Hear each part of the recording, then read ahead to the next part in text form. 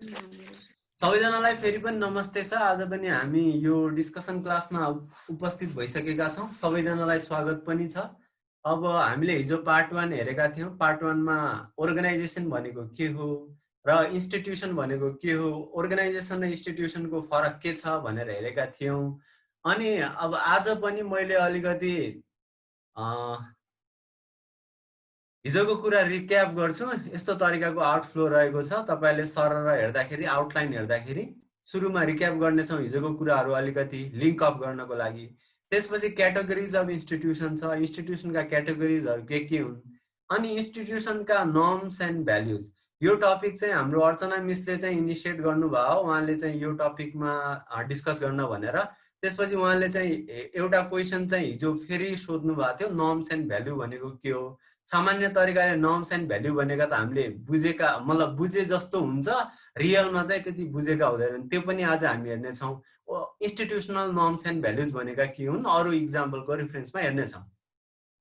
Institution बिल्डिङका स्टेजेसहरू के हुन्, कस्तो कस्तो स्टेज हुन्छ इन्स्टिट्युसन बिल्डिङमा, इन्स्टिट्युसन बिल्डिङको साइकल कस्तो बन्छ, इन्स्टिट्युसन बिल्डिङका मोडल र त्यसमा भएका भेरिएबल्सहरू, जो कुरा परिवर्तन हुन्छन् तीलाई चाहिँ भेरिएबल भन्छ, ती हेर्छौँ। अनि अर्को इन्स्टिट्युसन बिल्डिङको मोडल हेर्छौँ। त्यसपछि एउटा फिगरबाट अर्को इन्स्टिट्युसन बिल्डिङलाई चाहिँ एउटा समराइज गर्छौँ र कन्क्लुजनतिर जान्छौँ।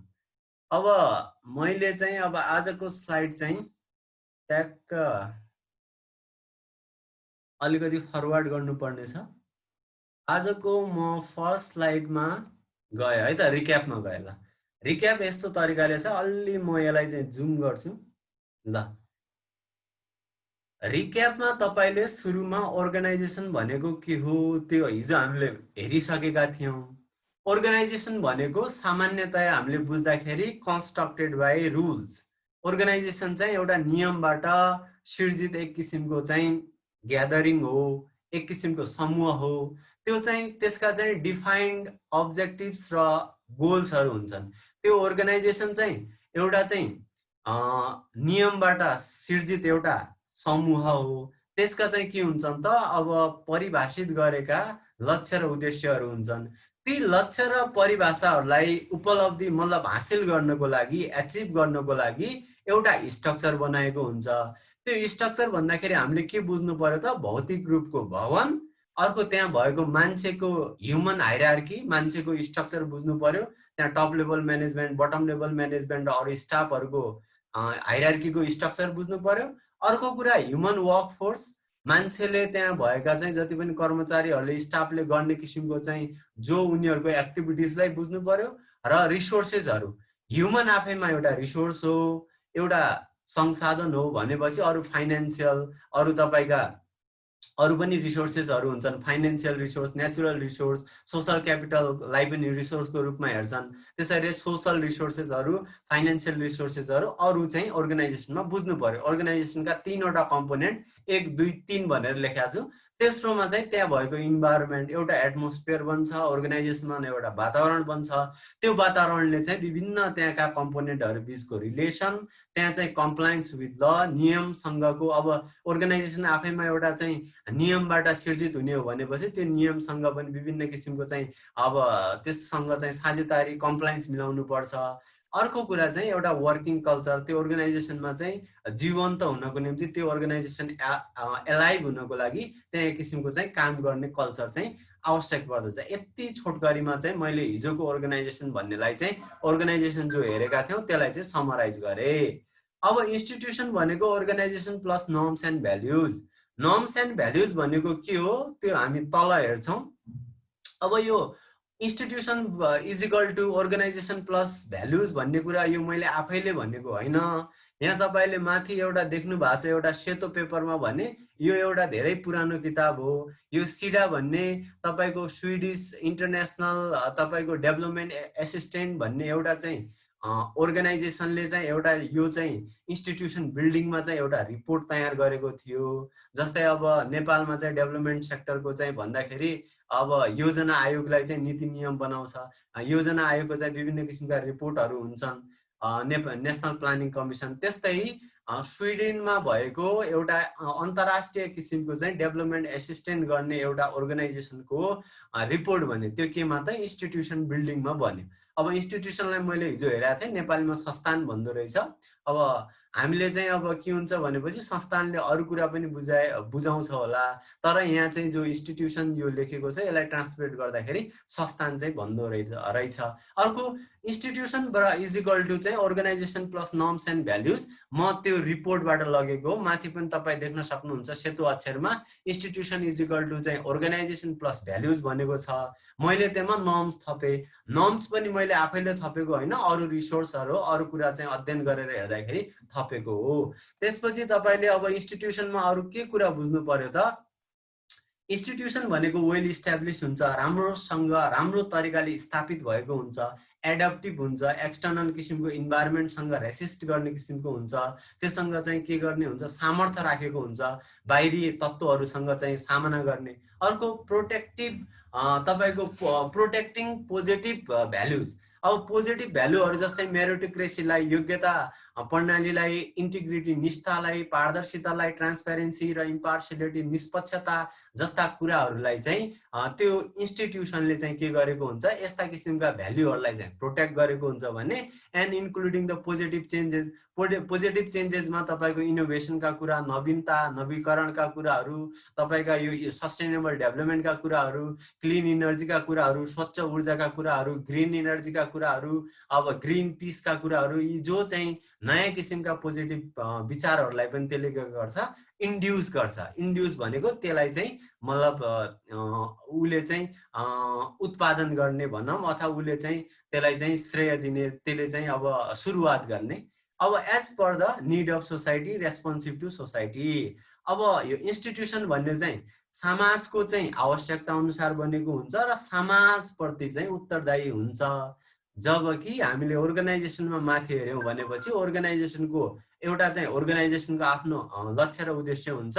त्यो लक्ष्य र उद्देश्य हासिल गर्नको निम्ति यो तीनटा किसिमको कम्पोनेन्ट अर्गनाइजेसनमा हुन्छ। एउटा चाहिँ स्ट्रक्चर हुन्छ, ह्युमन वर्कफोर्स र त्यहाँको इन्भाइरोमेन्ट हुन्छ। अर्गनाइजेसन चाहिँ रुलबाट चाहिँ इस्टाब्लिस कन्स्ट्रक्ट भएको हुन्छ प्राय जस्तो। अब सबै अर्गनाइजेसनहरू रुलबाट कन्स्ट्रक्ट नभएका हुन सक्छन्। इन्फर्मल अर्गनाइजेसनदेखिहरू चाहिँ पहिलेदेखि चाहिँ इस्टाब्लिस भएका अर्गनाइजेसनहरू इन्फर्मल पनि हुन्छन् भनेपछि प्राय जसो हामीले चाहिँ फर्मल अर्गनाइजेसनको कुरा गर्दाखेरि यो फर्मल अर्गनाइजेसनहरू रुलबाट इस्टाब्लिस भएका हुन्छन्। तपाईँले संविधान पढ्नुभयो भनेपछि के अरे शब्दको मतलब शब्द विषय र प्रसङ्ग अनुसार शब्दको अनर्थ नलागेमा धारा भन्नाले चाहिँ संविधानको धारा बुझ्नु पर्दछ, त्यो पानीको टुटीवाला धारा बुझ्ने होइन भनेर भने जस्तै यहाँ चाहिँ अहिले चाहिँ जो माथिको डेफिनेसनले चाहिँ फर्मल अर्गनाइजेसनलाई इन्क्लुड गर्दछ। अब सामान्य तरिकाले यो हिजोको रिक्याप भयो। अर्गनाइजेसन भनेको त्यो कम्पोनेन्टहरू मैले भने धेरैचोटि रिपिट गरिसकेँ। इन्स्टिट्युसन भनेको अर्गनाइजेसन त चाहियो, त्यसमा चाहिँ नर्म्स एन्ड भ्यालुजहरू एड हुनु पर्यो।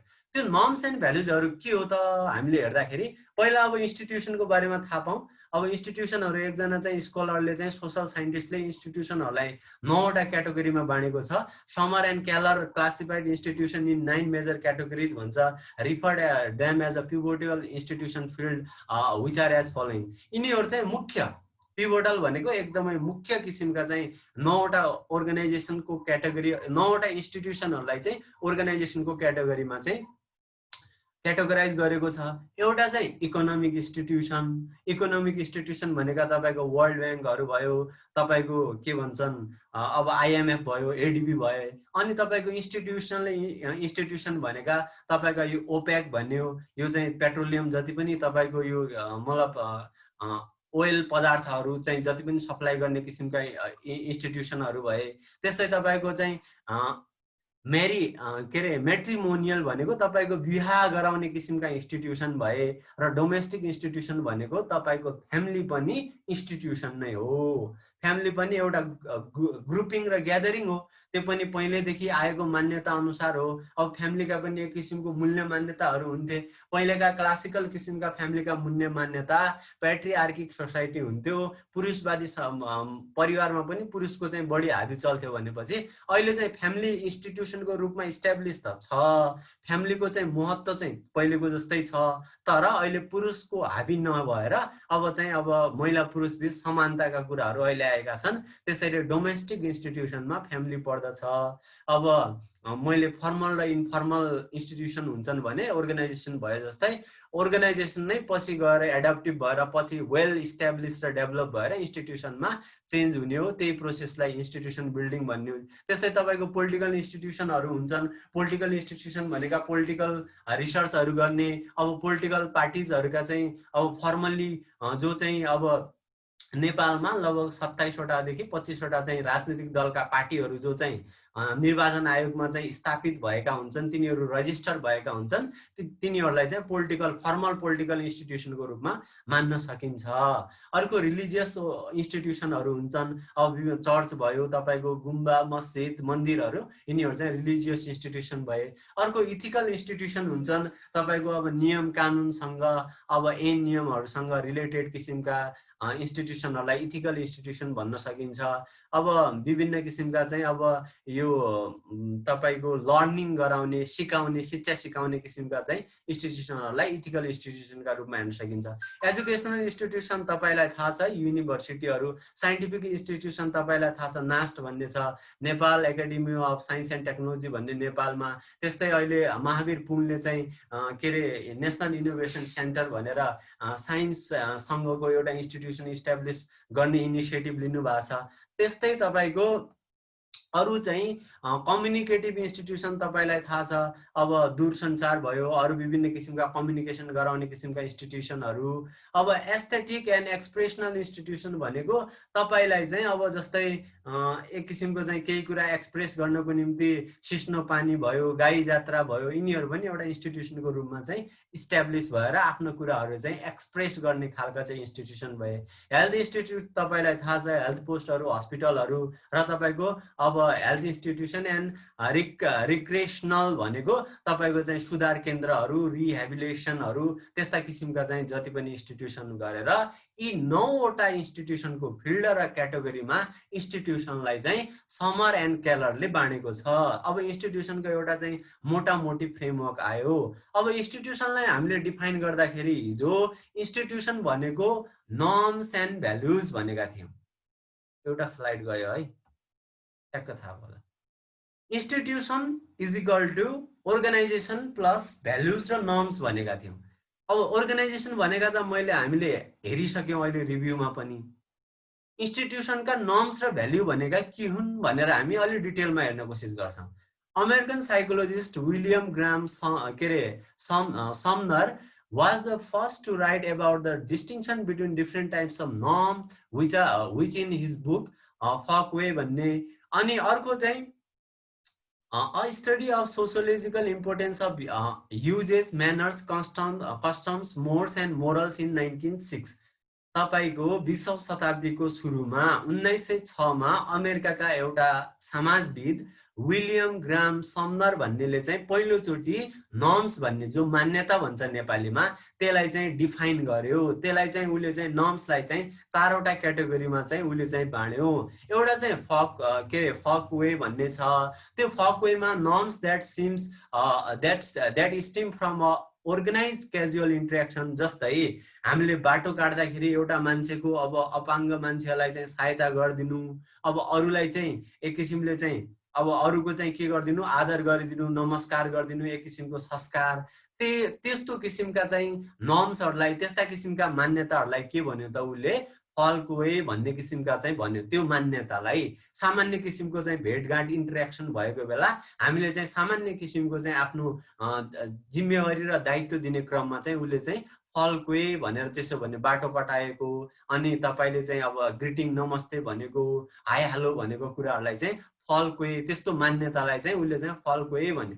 अर्को चाहिँ धार्मिक किसिमको मान्यता, त्यसलाई चाहिँ मोर भन्यो। त्यो के norms that structure the difference between wrong and right, अब धर्मले पनि सही र गलत छुट्याउँछ हो, धार्मिक रूपले सही र गलत छुट्याउने किसिमका चाहिँ जति पनि मान्यताहरू हुन्छन् त्यस्ता किसिमका मान्यताहरूलाई चाहिँ के भन्यो त, त्यसलाई चाहिँ मोर भन्यो। अब त्यसको उदाहरण दिनु पर्दाखेरि अब तपाईले धर्मशास्त्र अनुसार चाहिँ अब महिला र पुरुषको विवाह हुनुभन्दा पहिला चाहिँ अब शारीरिक सम्बन्ध हुनु हुँदैन भन्ने किसिमको एउटा मान्यता छ हो, त्यस्तो किसिमको चाहिँ जो मान्यता छ त्यसलाई चाहिँ मोरमा किसिमको क्याटेगोरीमा मान्यतामा यो चाहिँ तपाईको अमेरिकन सोशलिस्ट विलियम ग्राम समनरले राख्यो।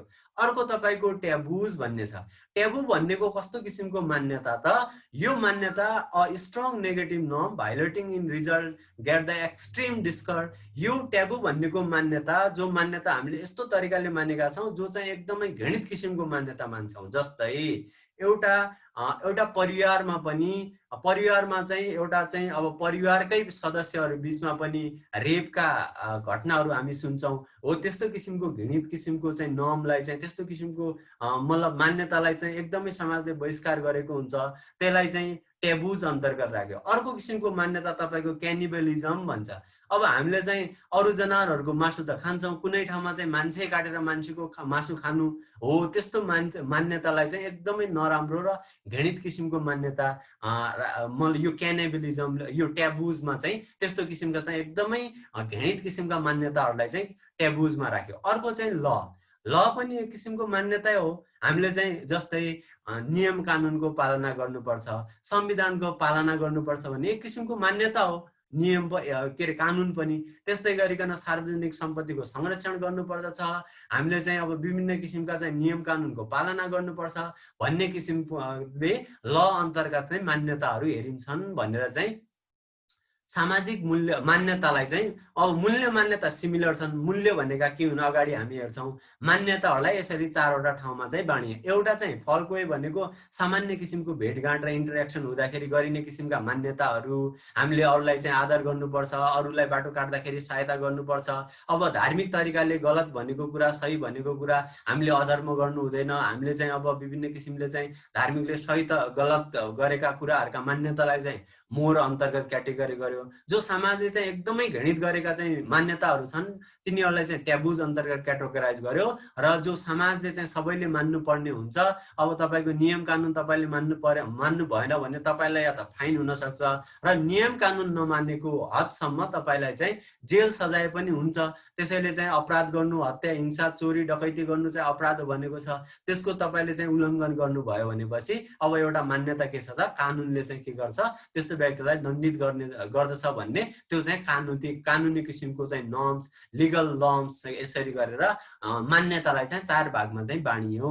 अब मूल्य पनि त्यस्तै तरिकाको छ। सोशल साइन्समा चाहिँ एकदमै प्योर किसिमको डिस्टिङसन आउँदैन, 1 र 2 मा फरक भएको जस्तो त्यसरी चाहिँ अब नर्म्स एन्ड भ्यालु सँगै भनिन्छन्। अब उसरी चाहिँ हामीले चाहिँ सरर हेर्दाखेरि त अर्गनाइजेसन इन्स्टिट्युसन भने त सेम नै त हो नि। अब तर हामीले फरक छुट्याउनु पर्दाखेरि फरक पनि छ फेरि। अब तपाईले चाहिँ दुधमा चाहिँ के अरे पानी हाल्नु भयो भने त्यहाँ फरक त केही देखिदैन, तर त्यसको पनि तरिका छ। तपाईले दुधलाई चाहिँ ल्याक्टोमिटरबाट तपाईले मेजर गर्यो भने त कति डिग्री दुध छ भनेर देखाउँछ, दुध र पानी कति छ भनेर थाहा त पाउन सकिन्छ। तर सामान्य तरिकाले सोशल साइन्समा हेर्दाखेरि नर्म्स एन्ड भ्यालुजलाई हामीले एउटै तरिकाले हेर्छौँ। तर नर्म्सको कुराहरू, मान्यताहरू मैले भने। अब भ्यालुजहरूमा चाहिँ हामी जाउँ। अब यसबाट चाहिँ हामीहरू के हेर्नेछौँ त, नर्म्स एन्ड भ्यालुजहरूलाई चाहिँ इन्स्टिट्युसनको organization plus norms and values भनेको थियो। त्यो नर्म्स एन्ड भ्यालुज भनेको के हो हामी हेर्नेछौँ यता। अब भ्यालुज भनेको तपाईँको रेस्पेक्ट एन्ड ग्रिटिङ, अब एक किसिमको मूल्य छ नि त, हामीले अरूको आदर गर्नुपर्छ भन्नेको। अर्को जस्टिस एन्ड फेयरनेस, हामीले चाहिँ अब सामाजिक न्याय कायम गर्नुपर्छ भन्ने किसिमको चाहिँ समाजमा रहिसकेपछिको मूल्य मान्यता हुन्छ। समाजमा चाहिँ फेयर गर्नुपर्दछ, धाँधली गर्नु हुँदैन भन्ने। समाजमा चाहिँ हामीले चाहिँ अब बस्दाखेरि चाहिँ हामी चाहिँ एकदमै इमान्दार हुनुपर्छ भन्ने किसिमको के अरे मूल्यहरू। त्यस्तै अरू चाहिँ तपाईँको सर्भिस, अरूलाई चाहिँ सेवा गर्नुपर्छ, गिभिङ ब्याक, कन्ट्रिब्युसन, रेस्पोन्सिबिलिटी। अब समानता हुनुपर्दछ, समता हुनुपर्दछ, निष्ठावान हुनुपर्दछ, पारदर्शिता हुनुपर्दछ, यो चाहिँ तपाईको समाजमा चाहिँ अगाडि चाहिँ केही परिवर्तन हुनुपर्छ, समाजमा समृद्धि हुनुपर्छ भन्ने किसिमका मूल्यहरू हामीले बोकेका हुन्छौँ। त्यसैले चाहिँ मूल्यलाई चाहिँ यस्तो तरिकाले बुझ्न सकिने भयो। मैले जति पनि भने यी चाहिँ मूल्यका चाहिँ के भयो त तपाईका उदाहरणहरू भए। अब हाम्रो टपिकसँग रिलेटेड, इन्स्टिट्युसनसँग रिलेट भएका मूल्य मान्यताहरू हेरौँ है त। Core values of social entrepreneurship. अब सामाजिक उद्यमशीलका चाहिँ मूल्यहरूलाई चाहिँ हेर्दाखेरि एउटा चाहिँ क्रिएटिभिटी, के मूल्यमा सृजनशील हुनुपर्छ, व्यक्तिले चाहिँ उद्यमशील हुनुको लागि सृजनशील हुनुपर्दछ, प्यासन हुनुपर्छ, एउटा एम्बिसन, त्यसपछि कमिटेड हुनुपर्दछ। प्यासन भनेको एकदमै चाहिँ लागि परिरहेको हुनुपर्दछ आफ्नो जो मिसनमा। त्यस्तै लिडरसिप, सही किसिमको लिडरसिप हुनुपर्दछ। त्यस्तै किसिमको चाहिँ ड्राइभ हुनुपर्छ, राम्रो तरिकाले डाइरेक्ट गरिएको हुनुपर्दछ। त्यस्तै किसिमको मोटिभेसन चाहिँदछ तपाईले हामीलाई चाहिँ इन्टरप्रेन्योरसिप गर्दाखेरि। यी चाहिँ के मूल्यहरू भयो त? तपाईको एउटा उद्यमशील, सामाजिक उद्यमशीलमा हुने किसिमका चाहिँ मूल्यहरू भए। अब मैले भने सोशल किसिमका इन्स्टिट्युसनहरू हुन्छन्, इकोनोमिक किसिमका इन्स्टिट्युसन हुन्छन्। अब इकोनोमिक इन्स्टिट्युसनमा पनि यी सबै मूल्यहरू चाहिँ अब फिट हुन्छन्। इकोनोमिक इन्स्टिट्युसनमा क्रिएटिभिटी चाहिन्छ, प्यासन पनि चाहिन्छ, लिडरसिप पनि चाहिन्छ, हैन भने त्यहाँ चाहिँ इकोनोमीको राम्रो किसिमको म्यानेजमेन्ट हुँदैन। त्यसको लागि ड्राइभिङ रुल्स एन्ड रेगुलेसन चाहिन्छ। इकोनोमीमा पनि एक किसिमको चाहिँ अब त्यहाँ चाहिँ अर्गनाइजेसनमा, इन्स्टिट्युसनमा मोटिभेसन चाहिन्छ। त्यसैले अब institution plus norms and values भनेको यस्तो तरिकाले बुझ्नुहोस्। भ्यालुज भनेको यो कुरा भयो। मैले चाहिँ नर्म्सको बारेमा केही उदाहरणहरू यहाँ लेखेको छु आफ्नो तपाईको मोबाइलमा। त्यहाँ चाहिँ टक्क कपी गर्न चाहिँ म भुलेको रहेछु। अनि चाहिँ नर्म्सको बारेमा चाहिँ म तपाईलाई चाहिँ उदाहरणहरू तपाईलाई बताउँछु। जस्तै हामीले के मान्यता मानिरहेका हुन्छौँ त इन्स्टिट्युसनसँग रिलेटेड गरेका। माथि भनेका चाहिँ 4 किसिमका, त्यो सिम्नरले भनेका चाहिँ ओभरअल समाजलाई गाइड गर्ने किसिमका भए। म चाहिँ अब इन्स्टिट्युसनसँग रिलेटेड गरेर के कस्ता मान्यता हुन्छन् भनेर म तपाईलाई उदाहरण बताउँछु 3-4 वटा। एउटा चाहिँ के कस्तो मान्यता हुन्छ त, हामीले चाहिँ नियम कानुनको पालना गर्नुपर्दछ, ट्राफिक नियमको पालना गर्नुपर्दछ भन्ने किसिमको मान्यता हो। कति व्यक्तिले ट्राफिक नियमको पालना गरिरहेका हुँदैनन्। त्यस्तो ट्राफिक नियमको पालना नगरेको खण्डमा ट्राफिकले त्यसलाई जरिमाना पनि तिराउन सक्छ। अर्को कुरा, तपाईले हामीले पार्किङ सही ठाउँमा गर्नुपर्दछ। अब नेपालमा चाहिँ पार्किङ अब र्यान्डम किसिमले गरेको पनि हुन्छ। विदेशतिर तपाईले चाहिँ अब विकसित देशहरूमा चाहिँ त्यहाँ हामी देख्छौँ कि मिडियामा, विभिन्न न्युजहरूमा, मुभीहरूमा सही ठाउँमा चाहिँ पार्किङ गरेन भने त्यहाँ फाइन लाग्छ। त्यसैले त्यो एउटा मान्यता हो, पार्किङ गर्ने ठाउँमा मात्र पार्किङ गर्नुपर्दछ। त्यस्तै अर्को मान्यता तपाईको सेन्डिङ किड्स टु स्कुल। अब हामीले चाहिँ अब बच्चाहरूलाई स्कुल पढाउनु पर्दछ भन्ने एक किसिमको चाहिँ अब मान्यता हो। यो चाहिँ अब के अरे के भन्छन्, एजुकेसन इन्स्टिट्युसनको मान्यता हो। अर्को त्यस्तै गरिकन तपाईको सामाजिक सोशल इन्स्टिट्युसनको मान्यता के रहन्छ त, लिभिङ हार्मोनी इन सोसाइटी, समाजमा मिलेर बस्नु पर्दछ, झैझगडा नगरिकन समाजमा ऐक्यबद्धता भएर बस्नुपर्छ भन्ने किसिमको मान्यता हुन्छ। अर्को यो सोशल इन्स्टिट्युसनको तपाईको प्रोटेक्टिङ पब्लिक प्रोपर्टिज। अब सोशल इन्स्टिट्युसनकै अर्को के मान्यता हुन्छ त, हामीले सामाजिक सम्पत्तिको संरक्षण गर्नुपर्छ भन्ने किसिमको मान्यता हुन्छ। त्यसैले चाहिँ greeting elders and loving juniors, हामीले चाहिँ आफूभन्दा ठुलालाई आदर गर्नुपर्दछ, सानालाई माया गर्नुपर्दछ भन्ने किसिमको चाहिँ एक किसिमको मान्यता रहेको हुन्छ। र इक्वल ट्रिटमेन्ट टु अल, हामीले चाहिँ सबैलाई चाहिँ समान किसिमको व्यवहार गर्नुपर्छ भन्ने किसिमका मान्यता रहेका हुन्छन्। त्यसैले एउटा अर्गनाइजेसनले यस्ता किसिमका मूल्य र मान्यताहरू बोकेको हुन्छ भनेपछि आफ्नो एम्स र अब्जेक्टिभहरू त अर्गनाइजेसनमा अलरेडी हुन्छ।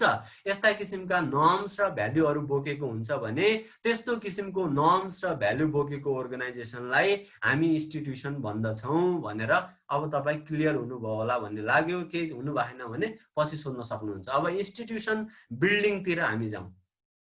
Institution building refers to the transformation of an organization into an integrated organic part of a society. अब मैले चाहिँ यहाँ चाहिँ अब गोल्डन कलरमा, पहेँलो कलरमा चाहिँ transforming an organisation into integrated organisation part of society भनेको यो हाइलाइट गरेको। अरू कुरा तपाईँले केयर नगरे पनि त्यो कुरा केयर गर्नु होला, किनकि त्यो की इलिमेन्ट हो। इन्स्टिट्युसन बिल्डिङ भनेको एउटा अर्गनाइजेसनलाई integrated organic part of society, समाजको जस्तै हाम्रो चाहिँ अर्ग्यानिक पार्टहरू के हुन् त, हाम्रो मान्छेको अर्ग्यानिक पार्ट हाम्रो हात, आँखा, हाड, मासु भए जस्तै समाजको एउटा अभिन्न अङ्गको रूपमा इन्टिग्रेटेड भनेको एकीकृत गरेर चाहिँ यो चाहिँ अर्गनाइजेसनलाई चाहिँ समाजसँग चाहिँ अब मिलाएर सामाजिक मूल्य मान्यताहरूलाई चाहिँ मतलब अर्गनाइजेसन चाहिँ त्यसको लागि चाहिँ संवेदनशील भएर अर्गनाइजेसनलाई चाहिँ सामाजिक मूल्य मान्यता र समाजको एउटा अभिन्न अङ्गको रूपमा चाहिँ अर्गनाइजेसनलाई चाहिँ परिणत गर्नु, माथि भनेका मैले मूल्य मान्यतालाई चाहिँ त्यो अर्गनाइजेसनले चाहिँ आत्मसात गरेर अगाडि बढ्नुलाई नै चाहिँ हामीले इन्स्टिट्युसन बिल्डिङ भन्ने हो। एक शब्दमा एक सेन्टेन्समा भन्दाखेरि, एक वाक्यमा भन्दाखेरि अर्गनाइजेसन चाहिँ इन्स्टिट्युसनमा परिणत हुनुलाई नै इन्स्टिट्युसन बिल्डिङ भन्ने हुन्। अर्को कुरा, so that the organization can effectively play a role for projecting new values and become an agent of the change in the community। अब त्यो अर्गनाइजेसन के होस्, इफेक्टिभ होस्, बढी प्रभावशाली होस्। अब त्यसले के भूमिका खेलोस् त, projecting the new values and become the agent to change in the community. समाजमा के होस् त, त्यो अर्गनाइजेसन इन्स्टिट्युसनल बिल्डिङ हुनको लागि समाजमा नयाँ किसिमका मूल्यहरू, नयाँ किसिमका मूल्यमा मैले भने नवीकरणका मूल्य, ग्रिन इनर्जीका मूल्य, अब समताका, समावेशीकरणका, तपाईँको सकारात्मक विभेदका, यी नयाँ किसिमका मूल्य मान्यताहरू हुन्। हो यस्ता किसिमका मूल्य मान्यताहरूबाट तपाईँको समाजलाई परिवर्तन गर्ने किसिमका जस्ता संस्था जो हुन्छन् तिनीहरूलाई चाहिँ इन्स्टिट्युसन भन्छन् र त्यस्तो किसिमको प्रोसेसलाई चाहिँ इन्स्टिट्युसन बिल्डिङ भनिन्छ। Why institution is an integrated organic part of society भनेर एउटा क्वेसन राखेको छु, बुझ्नलाई सजिलो होला भनेर। इन्स्टिट्युसन चाहिँ, संस्थान चाहिँ समाजको एकीकृत अङ्गको रूपमा चाहिँ किन लिइन्छ त? किन लिइन्छ भनेपछि इन्स्टिट्युसनबाट हामीले के प्राप्त गर्दछौँ त? हेल्थ केयर हामीले चाहिँ इन्स्टिट्युसनबाट प्राप्त गर्दछौँ। हेल्थ इन्स्टिट्युसनहरू हुन्छन्, हेल्थ इन्स्टिट्युसनबाट हामीले हेल्थ केयर प्राप्त गर्दछौँ। इन्टरप्रेन्योरसिप एन्ड कम्पन्सेसन हामीले चाहिँ उद्यमशीलता, रोजगारी, हामीले चाहिँ अब क्षतिपूर्ति इकोनोमिक इन्स्टिट्युसनबाट प्राप्त गर्दछौँ। अब क्वालिटी एजुकेसन युनिभर्सिटी एकाडेमिक इन्स्टिट्युसनबाट प्राप्त गर्दछौँ। त्यस्तै गरिकन इन्भेन्सन एन्ड इनोभेसनहरू हामीले रिसर्च इन्स्टिट्युसनबाट प्राप्त गर्दछौँ। त्यसै गरिकन प्राइज एन्ड रिवार्ड्सहरू हामीले चाहिँ अब ती अघि एक्सप्रेसनल किसिमका इन्स्टिट्युसन भनेका थियो नि त, अब आफ्नो किसिमको ट्यालेन्टहरू एक्सप्रेस गर्ने, आफ्ना विभिन्न किसिमका चाहिँ एस्थेटिक भ्यालुहरूलाई चाहिँ जो चाहिँ अब अमूर्त कुराहरूलाई चाहिँ ट्यालेन्टहरूलाई चाहिँ मतलब किसिमले चाहिँ एड्रेस गर्ने किसिमका इन्स्टिट्युसनलाई चाहिँ तपाईको चाहिँ के भन्छ त, अब एस्थेटिक अथवा तपाईको यो चाहिँ एक्सप्रेसनल इन्स्टिट्युसनहरू चाहिँ हाम्रा प्राइजका कुराहरू, रिवार्डका कुराहरू। त्यस्तै हामीले चाहिँ जस्टिसको लागि लिगल इन्स्टिट्युसनहरूबाट हामीले जस्टिस प्राप्त गर्दछौँ। त्यसैले समाजलाई यी सबै किसिमका इन्स्टिट्युसनहरू प्राप्त हुन्छन्। मैले चाहिँ रिवार्ड र प्राइजको लागि तपाईँले अब के अरे मदन पुरस्कार गुठीले चाहिँ तपाईँको मदन पुरस्कार ट्रस्टले चाहिँ नेपालमा चाहिँ अब मदन पुरस्कार चाहिँ प्रदान गर्दछ समाजमा चाहिँ अब साहित्यको क्षेत्रमा योग्य व्यक्तिलाई। तपाईँको द नर्वेजियन नोबल इन्स्टिट्युसन भन्ने छ, नर्वेमा रहेको इन्स्टिट्युसनले तपाईँलाई चाहिँ नोबल प्राइजको चाहिँ तपाईँको शान्ति के तर्फको Nobel prize, Nobel peace prize तपाईँले नर्वेको यो नर्वेजियन नोबल इन्स्टिट्युसनबाट प्राप्त गर्नुहुन्छ। तपाईँले स्विडिस किसिमको स्विडिस इन्स्टिट्युसन छ, त्यसबाट तपाईँले साहित्यतर्फको पुरस्कार प्राप्त गर्नुहुन्छ। त्यसैले अब इन्स्टिट्युसन भनेका संस्थानहरू चाहिँ समाजका चाहिँ अभिन्न समाजका अभिन्न अङ्गहरू किन हुन् भनेपछि हामीले चाहिँ सामाजिक विभिन्न किसिमका इन्स्टिट्युसनहरूबाट हेल्थ केयर पाइरहेका हुन्छौँ। हामीले उद्यमशीलता, ट्रेनिङ, स्किलहरू, अनि तपाईँको शिक्षाका कुराहरू, अब विभिन्न आविष्कारका कुराहरू, नवीकरणका कुराहरू, हामीले चाहिँ प्राइज, हामीले चाहिँ अब त्यस्ता किसिमका रिवार्डका कुराहरू, हामीले सामाजिक न्याय, हामीले चाहिँ सबै कुराहरू चाहिँ यी इन्स्टिट्युसनबाट पाएका हुन्छौँ। त्यसैले यस्ता किसिमका इन्स्टिट्युसनहरू बिल्ड हुनुपर्छ। ती इन्स्टिट्युसन बिल्ड हुनुको लागि पहिला त अर्गनाइजेसन चाहियो। त्यही अर्गनाइजेसन पछि चाहिँ एडप्टिभ भएर त्यही अर्गनाइजेसनले चाहिँ समाजलाई परिवर्तन दिएर पछि चाहिँ समाजमा एक किसिमको सकारात्मक परिवर्तन दिएर इन्स्टिट्युसन चाहिँ बिल्डिङ हुन्छ। त्यसैले चाहिँ यो इन्स्टिट्युसन बिल्डिङ इन्स्टिट्युसनलाई चाहिँ समाजको अभिन्न अङ्गको रूपमा हामीले लिने गरेका हुन्छौँ। अब अर्को स्लाइडमा जाउँ है त, केही छैन है, एक दुई स्लाइड अगाडि गयो, त्यही भएर अब हामी चाहिँ अब समरीमा इन्स्टिट्युसन बिल्डिङ भने के हो त? In brief, institution building is inherently complex, deliberate, dynamic and participative. Institution building भनेको संस्थानलाई चाहिँ हामीले बिल्ड गर्नु भनेको एकदमै इन्हेरेन्टली कम्प्लेक्स भनेको स्वभावले नै एकदमै गाह्रो कुरा हो। समाजमा सकारात्मक परिवर्तन गर्नु कति गाह्रो कुरा हो हेर्नुहोस् त। अब सबै मान्छेले चाहिँ तपाईँले आफूले चाहिँ प्रयोग गरेको फोहोरहरू बाटोमा फाल्न सजिलो छ, तर त्यो बाटोमा चाहिँ मान्छेलाई चाहिँ एक किसिमको थिङ्किङ, पोजिटिभ किसिमको थिङ्किङ, हामीले चाहिँ वातावरणलाई चाहिँ सफा पार्नु पर्दछ, हामीले आफ्नो फोहोरको सामग्रीहरू सही तरिकामा व्यवस्थापन गर्नुपर्छ भन्ने मान्छेलाई चेतना दिनको लागि त्यो परिवर्तन गर्नको निम्ति कति कम्प्लेक्स छ, कति गाह्रो कुरा छ। अब फ्याले त फ्याले, मैले तेरो के फ्याले भन्छ कसैलाई बताउँदाखेरि पनि। त्यसैले यो त मैले एउटा सामान्य एउटा सानो उदाहरण दिएको। इन्स्टिट्युसन बिल्डिङ भनेको स्वभावले नै एकदमै कम्प्लेक्स कुरा हो, यो धेरै गाह्रो कुरा हो। इन्स्टिट्युसनहरू हजारौं वर्षहरू, जस्तै तपाईँको अक्सफोर्ड युनिभर्सिटी छ, त्यो एउटा एकाडेमिक तपाईँको एजुकेसन इन्स्टिट्युसन हो।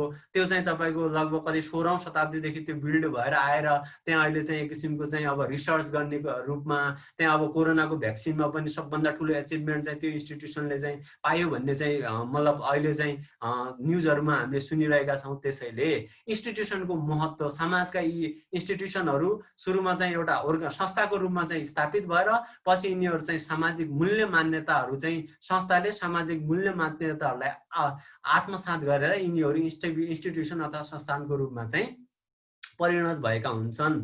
त्यो प्रोसेसलाई चाहिँ इन्स्टिट्युसन बिल्डिङ भन्ने हो। छोटकरीमा भन्दा पर्दाखेरि institution building is inherently complex. यो स्वभावले नै एकदमै गाह्रो कुरा छ, एकदमै कम्प्लेक्स कुरा छ, जटिल कुरा छ, डेलिब्रेट। यो कस्तो हुन्छ कि अब यत्तिकै इन्स्टिट्युसन बिल्डिङ भन्ने कुरा त्यत्तिकै ऱ्यान्डमली हुने कुरा होइन, आफै हुने कुरा हो। डेलिब्रेट भनेको हामीले इन्टेन्सन बनाउनु पर्दछ, हामीले समाजको परिकल्पना गर्नुपर्छ, प्लान बनाउनु पर्छ, पोलिसी बनाउनु पर्छ, यस्तो यस्तो किसिमको इन्स्टिट्युसन बिल्ड गर्ने भनेर। जस्तै नेपालको तपाईँको यो हेर्नु भएको छ नि तपाईँले, राष्ट्रिय योजना आयोगले चाहिँ सुखी नेपाली समृद्ध नेपाल बन्ने भन्ने किसिमको एक किसिमको कल्पना, परिदृश्य कल्पना गरेको छ। त्यसैले चाहिँ त्यो चाहिँ के हुनु पर्दछ, हामीले चाहिँ नेपाललाई चाहिँ नयाँ नेपाललाई कस्तो दिशामा डोर्याउने भनेर डेलिब्रेसन हुनु पर्दछ, त्यस्ता किसिमका चाहिँ प्लान्स र पोलिसी बनाउनु पर्दछ। यो आफै हुने कुरा होइन। अर्को डाइनामिक हो, पहिलेका मूल्य मान्यताहरू परिवर्तन भएर नयाँ किसिमका मूल्य मान्यताहरू आउँछन्, परिवर्तनशील हो, इनोभेसन इन्भेन्सन भन्ने कुराहरू चाहिँ नयाँ नवीनताका कुराहरू हुन्। त्यसैले चाहिँ इन्स्टिट्युसन बिल्डिङ एकदमै चाहिँ डाइनामिक र परिवर्तनशील विषय हो। अर्को यो पार्टिसिपेटिभ हुनु पर्दछ। एउटा इन्स्टिट्युसन बिल्डअप गर्नको निम्ति त्यो अर्गनाइजेसनका मान्छेले मात्र पुग्दैन, समाजले त्यसलाई चाहिँ समर्थन गर्नु पर्दछ, समाजले त्यसलाई आत्मसात गर्नु पर्दछ र तपाईले चाहिँ अब त्यसमा चाहिँ सबैको हातेमालो चाहिँदछ। सरकारले पनि सहायता गर्नु पर्यो, समाजले पनि सहायता गर्नु पर्यो, नागरिक समाजले पनि सहायता गर्नु पर्यो। विभिन्न समाजमा रहेका जो एक्टरहरू हुन्छन् ती सबै एक्टरहरूले चाहिँ के गर्नु पर्यो त, त्यो इन्स्टिट्युसन बिल्डिङमा चाहिँ पार्टिसिपेसन गराउनु पर्यो। त्यसैले इन्स्टिट्युसन बिल्डिङलाई चाहिँ ब्रिफली हेर्दाखेरि यो चाहिँ स्वभावले चाहिँ जटिल, यो चाहिँ अब योजनाबद्ध तरिकाले चाहिँ जानेर गरिने, यो चाहिँ अब परिवर्तनशील र यो चाहिँ सबैको सहभागितामूलक एक किसिमको प्रोसेस, एक किसिमको प्रक्रिया इन्स्टिट्युसन बिल्डिङलाई हेर्न सक्छौँ।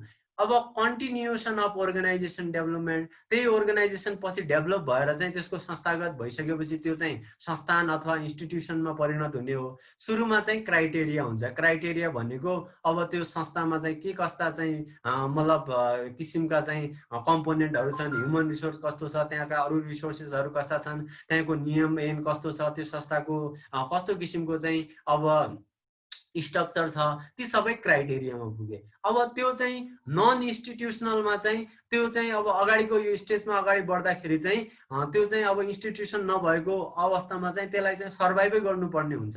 कतिपय संस्थाहरू तपाईँले चाहिँ कोल्याप्स भएका देख्न सक्नुहुन्छ। यो तपाईँको अमेरिकामा विभिन्न संस्थाहरू चाहिँ कोल्याप्स हुने क्रममा चाहिँ तपाईँको यो चाहिँ जोन मोटर्स भन्ने चाहिँ कम्पनीलाई चाहिँ अमेरिकाले चाहिँ अरू इन्स्टिट्युसनहरूलाई कोल्याप्स हुन दियो, अरू विभिन्न ठुला इन्स्टिट्युसनहरूलाई, विभिन्न ब्याङ्कहरूलाई चाहिँ कोल्याप्स हुन दियो। हेर्नुहोस्, इकोनोमिक इन्स्टिट्युसनलाई उसले चाहिँ रिसर्च किसिमका इन्स्टिट्युसन, यो तपाईँको जोन मोटर्स भनेको चाहिँ मतलब त्यो तपाईँको कारहरू निर्माण गर्ने इन्स्टिट्युसनलाई अमेरिकाले जोगायो 1930 को डिप्रेसनमा, जतिखेर आर्थिक मन्दी लागेको थियो। त्यस्तो बेला चाहिँ किन जोगायो त, त्यो जोन मोटर्सबाट अमेरिकाले पछि धेरै किसिमको फाइदा पायो, त्यसबाट नयाँ इन्भेन्सनहरू भयो, नयाँ किसिमको चाहिँ त्यो जोन मोटर्सका कारहरू विश्वभरि अमेरिकाले सेल गर्यो। त्यसैले इन्स्टिट्युसनहरू कहिले चाहिँ मतलब अर्गनाइजेसनहरू कहिलेकाहीँ तिनीहरू कोल्याप्स पनि हुन सक्छन्। अहिले कोरोना आयो, कोरोना विभिन्न किसिमका सङ्कटहरू आयो भने अब त्यो रिसोर्सेसहरू छैन, फाइनेन्सियल रिसोर्सेस छैन, ह्युमन रिसोर्सेस छैन, त्यहाँ अरू स्ट्रक्चरहरू छैन। अब कहिले भूकम्प आयो, केही भयो, यताउता भयो भने त्यो इन्स्टिट्युसनलाई त सर्भाइभ गर्न गाह्रो हुन्छ, त्यसलाई चाहिँ अब पुनर्निर्माण गर्न गाह्रो हुन्छ। अब कोही इन्स्टिट्युसनहरू पुनर्निर्माण भएर अब तिनीहरू अगाडि इन्स्टिट्युसनलाइज हुन पनि सक्छन् भने कोही अर्गनाइजेसनहरू, कोही संस्थाहरू त्यतिकैमा कोल्याप्स हुन सक्छन्। त्यसैले अर्गनाइजेसनको चाहिँ सर्भाइभल फेज जो छ, अर्गनाइजेसनले पछिसम्म अगाडि बढ्नुपर्ने फेज, बाँच्नुपर्ने फेज जो छ, त्यो फेजलाई चाहिँ नन इन्स्टिट्युसन भन्छन्। सेमी इन्स्टिट्युसन भनेको नर्मेटिभ, त्यो सर्भाइभ भइसकेको छ, सर्भाइभ हुँदैछ, भइसकेको भन्दाखेरि पनि सर्भाइभ भइरहेको छ, त्यसमा चाहिँ नियम कानुन सँग पनि अगाडि बढिरहेको छ भनेपछि त्यो अर्ध संस्थान, इन्स्टिट्युसन पुरा नभएको, अब त्यसमा चाहिँ नियम कानुनहरू मिलाएर पछि चाहिँ फुल्ली इन्स्टिट्युसन हुन सक्ने किसिमको हुनुपर्दछ। अब इन्स्टिट्युसन भनेको एउटा अटोनोमी, स्वायत्त आफैमा। इन्स्टिट्युसनले चाहिँ अब अर्गनाइजेसनहरू रुलबाट सिर्जित हुन्छन्, तिनीहरू चाहिँ नियमबाट बन्छन् भने इन्स्टिट्युसनहरूले चाहिँ समाजलाई चाहिँ एक किसिमको चाहिँ रुल दिन्छन्, समाजलाई एक किसिमको चाहिँ नियमलाई रिप्रेजेन्ट गर्छन्, समाजलाई एक किसिमको नियमलाई चाहिँ डिनोट गर्दछन्। अर्गनाइजेसनहरूमा त्यो क्षमता हुन्छ। जस्तै उदाहरणको लागि अब लोकसेवा आयोग छ, लोकसेवा आयोग एउटा मेरिटोक्रेटिक अर्गनाइजेसन हो, त्यसले चाहिँ के किसिमको चाहिँ रुल गरेको छ भनेपछि मतलब पब्लिक सेक्टरमा कुनै पनि कम्पिटिसन हुँदाखेरि त्यहाँ चाहिँ योग्यता प्रणाली हुनुपर्दछ भन्ने किसिमको चाहिँ सेन्सले अब प्राइभेट सेक्टरका कति ब्याङ्कहरू, एनआइसी ब्याङ्क, अरू ब्याङ्कहरूले पनि अहिले योग्यता प्रणालीलाई चाहिँ उनीहरूले चाहिँ एक किसिमको चाहिँ रूपमा हेरेका छन्। नत्र प्राइभेट सेक्टरले चाहिँ योग्यता प्रणाली गर्नै पर्छ भन्ने कसैले त दबाब त हाल्दैन। त्यसैले समाजले चाहिँ के दिन्छ कि इन्स्टिट्युसनले पछि गएर समाजलाई नै एक किसिमको चाहिँ नियम, रोल मोडलको रूपमा दिन्छन् भनेपछि अर्गनाइजेसनहरू त्यो नियमहरूबाट स्थापित भएका हुन्छन्। अब stages and element of institutional development, अब योमा जाँदाखेरि इन्स्टिट्युसनहरूको सुरुमा इस्टाब्लिसमेन्ट हुन्छ, त्यसको के अरे इन्क्युबेसन हुन्छ, त्यसको इन्क्युबेसन भनेको त्यसको चाहिँ सर्भाइभल फेज हुन्छ, त्यसको डेमोन्स्ट्रेसन हुन्छ, त्यसको प्रदर्शन हुन्छ, विभिन्न किसिमका फेजहरूमा त्यसले स्ट्रगल गरेर अगाडि बढ्नु पर्दछ। त्यसपछि त्यो इन्स्टिट्युसन चाहिँ इन्स्टिट्युसनलाइज हुन्छ, त्यो एकदमै वेल इस्टाब्लिस हुन सक्छ। त्यसपछि त्यो इन्स्टिट्युसनले आफू जस्ता सब इन्स्टिट्युसनहरू, आफू जस्ता चाहिँ सब युनिटहरू त्यसले चाहिँ रिप्रोड्युस गर्नुपर्ने हुन्छ। जस्तै नेपालमा नेसनल इनोभेसन सेन्टर चाहिँ महावीर पुनको स्थापना गरेको एउटा चाहिँ मतलब त्यसलाई चाहिँ अब अहिले अर्गनाइजेसन, इन्स्टिट्युसन जे भने पनि त्यो इन्स्टिट्युसनको रूपमा भोलि इस्टाब्लिस भयो, त्यसले त्यस्ता किसिमका नेपालमा चाहिँ विभिन्न जिल्लाहरूमा चाहिँ सब युनिटहरू खोल्नु पर्दछ, रिप्रोड्युस गर्नु पर्दछ। त्यस्ता चाहिँ अब साइन्स एन्ड टेक्नोलोजीलाई बढावा दिने किसिमले चाहिँ त्यसले रिप्रोड्युस गर्न थाल्यो भनेपछि, त्यसले उत्पादन गर्न थाल्यो भने त्यस्तो किसिमको ह्युमन रिसोर्स, त्यस्ता किसिमका अर्गनाइजेसनहरू, त्यस्ता किसिमका युनिटहरू त्यसले चाहिँ उत्पादन गर्न थाल्यो भने बल्ल त्यसलाई चाहिँ इन्स्टिट्युसनलाइज भइसकेको र त्यसपछि त्यसलाई चाहिँ फुल्ली इन्स्टिट्युसनको रूपमा चाहिँ रेकग्नाइज गर्न सकिन्छ। यो भनेको चाहिँ स्टेजेसहरू हो इन्स्टिट्युसनको रूपमा। अब यो इन्स्टिट्युसनमा भएका स्टाफहरूको रूपमा, अब तपाईँका स्टाफहरू चाहिँ सुरुमा चाहिँ इन्स्टिलिङ हुन्छन्। इन्स्टिलिङ भनेको सुरुमा चाहिँ तिनीहरू चाहिँ नियुक्त भएका हुन्छन्, त्यसपछि डिस्टिलिङ हुन्छन्। तिनीहरूको चाहिँ अब एक किसिमको चाहिँ डिस्टिल भनेको एक किसिमले तिनीहरू छानिन्छन्, अब मतलब अनुभव हुन्छ, विभिन्न किसिमका कुराहरूले छानिन्छन्। अब त्यसपछि तिनीहरूले इनोभेसन हुनुपर्दछ, डेमोन्स्ट्रेट गर्दाखेरि नवीनतालाई आत्मसात गर्नु पर्यो, साइन्स टेक्नोलोजीलाई, अब आइसिटीका कुराहरूलाई, ई गभर्नेन्सका कुराहरूलाई, गुड गभर्नेन्सका कुराहरूलाई, नयाँ आएका मूल्य मान्यताहरूलाई उनीहरूले चाहिँ इन्स्टिट्युसनका स्टाफहरूले पनि के गर्नु पर्यो, इनोभेसनलाई आत्मसात गर्नु पर्यो। होइन भने त अब यो चाहिँ आइसिटीलाई चाहिँ उनीहरूले आत्मसात नगरेका कारणले बैंकका पुराना स्टाफहरूले चाहिँ तपाईँले देख्नु भएको छ कतिले चाहिँ रिजाइन गरेका थिए, किनकि तिनीहरूले इनोभेसनलाई चाहिँ के गर्न सकेन, एडप्ट गर्न सकेन। त्यस्तै इन्स्टिट्युसनलाई हुनुको लागि पनि नवीनतालाई चाहिँ आत्मसात गर्नु पर्यो। अब तपाईँको यो के भन्छन्, एउटा फुल्ली इन्स्टिट्युसनलाइज भइसकेपछि त्यस्ता स्टाफहरूले चाहिँ उनीहरूले क्रिएटिभ हुनुपर्दछ।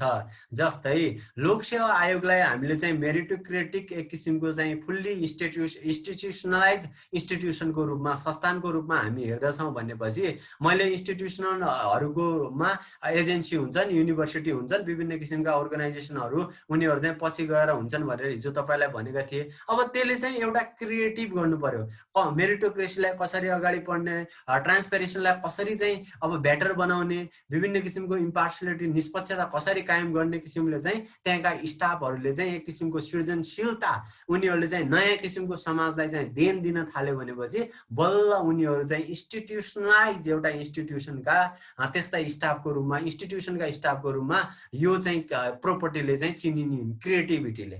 त्यस्तै क्लाइन्टहरू कस्ता हुनु पर्यो? अब क्लाइन्टहरू सुरुमा चाहिँ अब त्यत्तिकै इन्डिफरेन्स खासै जस्ता भए पनि अब सबै किसिमका हुन्छ, खासै डिफरेन्स भएको पाइँदैन। अब इन्क्युबेसन फेजमा चाहिँ क्लाइन्ट भनेका चाहिँ कस्टमरहरू तिनीहरू टोलरेन्स भएका, जस्तै अब धैर्य धारण, अब हामीले लाइनमा उभिँदाखेरि केही किसिमको चाहिँ के हुनु पर्दछ त, ब्याङ्कमा कुपन काट्दाखेरि, सरकारी निकायमा जाँदाखेरि अब हामीले लाइनमा बस्नु पर्दछ, पालो कुर्नु पर्छ। त्यस्तै अब त्यो सर्भिस दिँदाखेरि त्यो इन्क्युबेसन फेजमा, सर्भाइभलको फेजमा उनीहरूले चाहिँ टलरेन्स गर्नु पर्यो। समाजलाई चाहिँ अब विभिन्न किसिमका अर्गनाइजेसनहरूलाई चाहिँ अब जनताहरूले पनि अब त्यसलाई चाहिँ टलरेन्स भनेको उनीहरूले सहनशील हुनु पर्यो। जस्तै अब अमेरिकामा मैले भने 1930s मा डिप्रेसन भएको बेला अमेरिकाले जोन मोटर्सलाई उसले चाहिँ त्यहाँका जनताहरूले पनि अब फाइनेन्सियल रूपले चाहिँ उसलाई सपोर्ट गरे। त्यस्तै पछि चाहिँ इन्भल्भमेन्ट पनि हुनु पर्यो त्यो अर्गनाइजेसनलाई चाहिँ इन्स्टिट्युसनल बनाउनको निम्ति। जनताहरूले पनि तिनीहरूमा चाहिँ अब त्यसको चाहिँ विभिन्न किसिमका चाहिँ कमी कमजोरीहरू चाहिँ हटाउनको निम्ति, त्यसलाई बलियो बनाउनको निम्ति, किनकि इन्स्टिट्युसनलाइज भनेको त एउटा पार्टिसिपेटिभ एप्रोच हो, त्यसैले चाहिँ जनताहरूको पनि सहभागिता हुनु पर्यो। त्यो इन्स्टिट्युसन पछि रेकग्नाइज हुनु पर्यो। अब हेर्नुहोस् त अहिले चाहिँ यो तपाईँको नेसनल इनोभेसन सेन्टर, बार म त्यही इक्जाम्पल दिन्छु किनकि नेसनल इनोभेसन सेन्टर र नास्ट बाहेक नेपालमा साइन्स एन्ड टेक्नोलोजीको लागि अरू कुनै फर्मल अर्गनाइजेसन छैन, त्यसैले त्यसको रेकग्निसन हुनु पर्यो। नास्ट भनेको तपाईँले नेपालको के अरे नेपाल सेटेलाइट भन्ने तपाईँले तपाईँको यो 2076 साल वैशाख 5 हो कि 5 गतेतिर नेपालले चाहिँ एउटा न्यानो सेटेलाइट लन्च गरेको थियो। त्यो नास्टको चाहिँ एक किसिमको national Nepal academy of science and टेक्नोलोजीले चाहिँ मोनिटर गर्छ। त्यो साइन्स एन्ड टेक्नोलोजीको लागि एउटा इन्स्टिट्युसन हो त्यसको चाहिँ एक किसिमको रेकग्निसन भएको छ। अब तपाईँको नेसनल इनोभेसन सेन्टर जो अहिले महावीर पुनको नेतृत्वमा बनेको साइन्स एन्ड टेक्नोलोजीको इन्स्टिट्युसन छ, त्यसलाई त अब नेपालको 75 जिल्लामा नेपालमा साइन्स एन्ड टेक्नोलोजीको लागि यस्तो इन्स्टिट्युसन छ भनेर मान्छेले रेकग्नाइज पनि पाएका छैन। त्यसैले त्यो इन्स्टिट्युसनलाइजेसनको फेजमा छ, इन्स्टिट्युसनल बिल्डिङको फेजमा छ।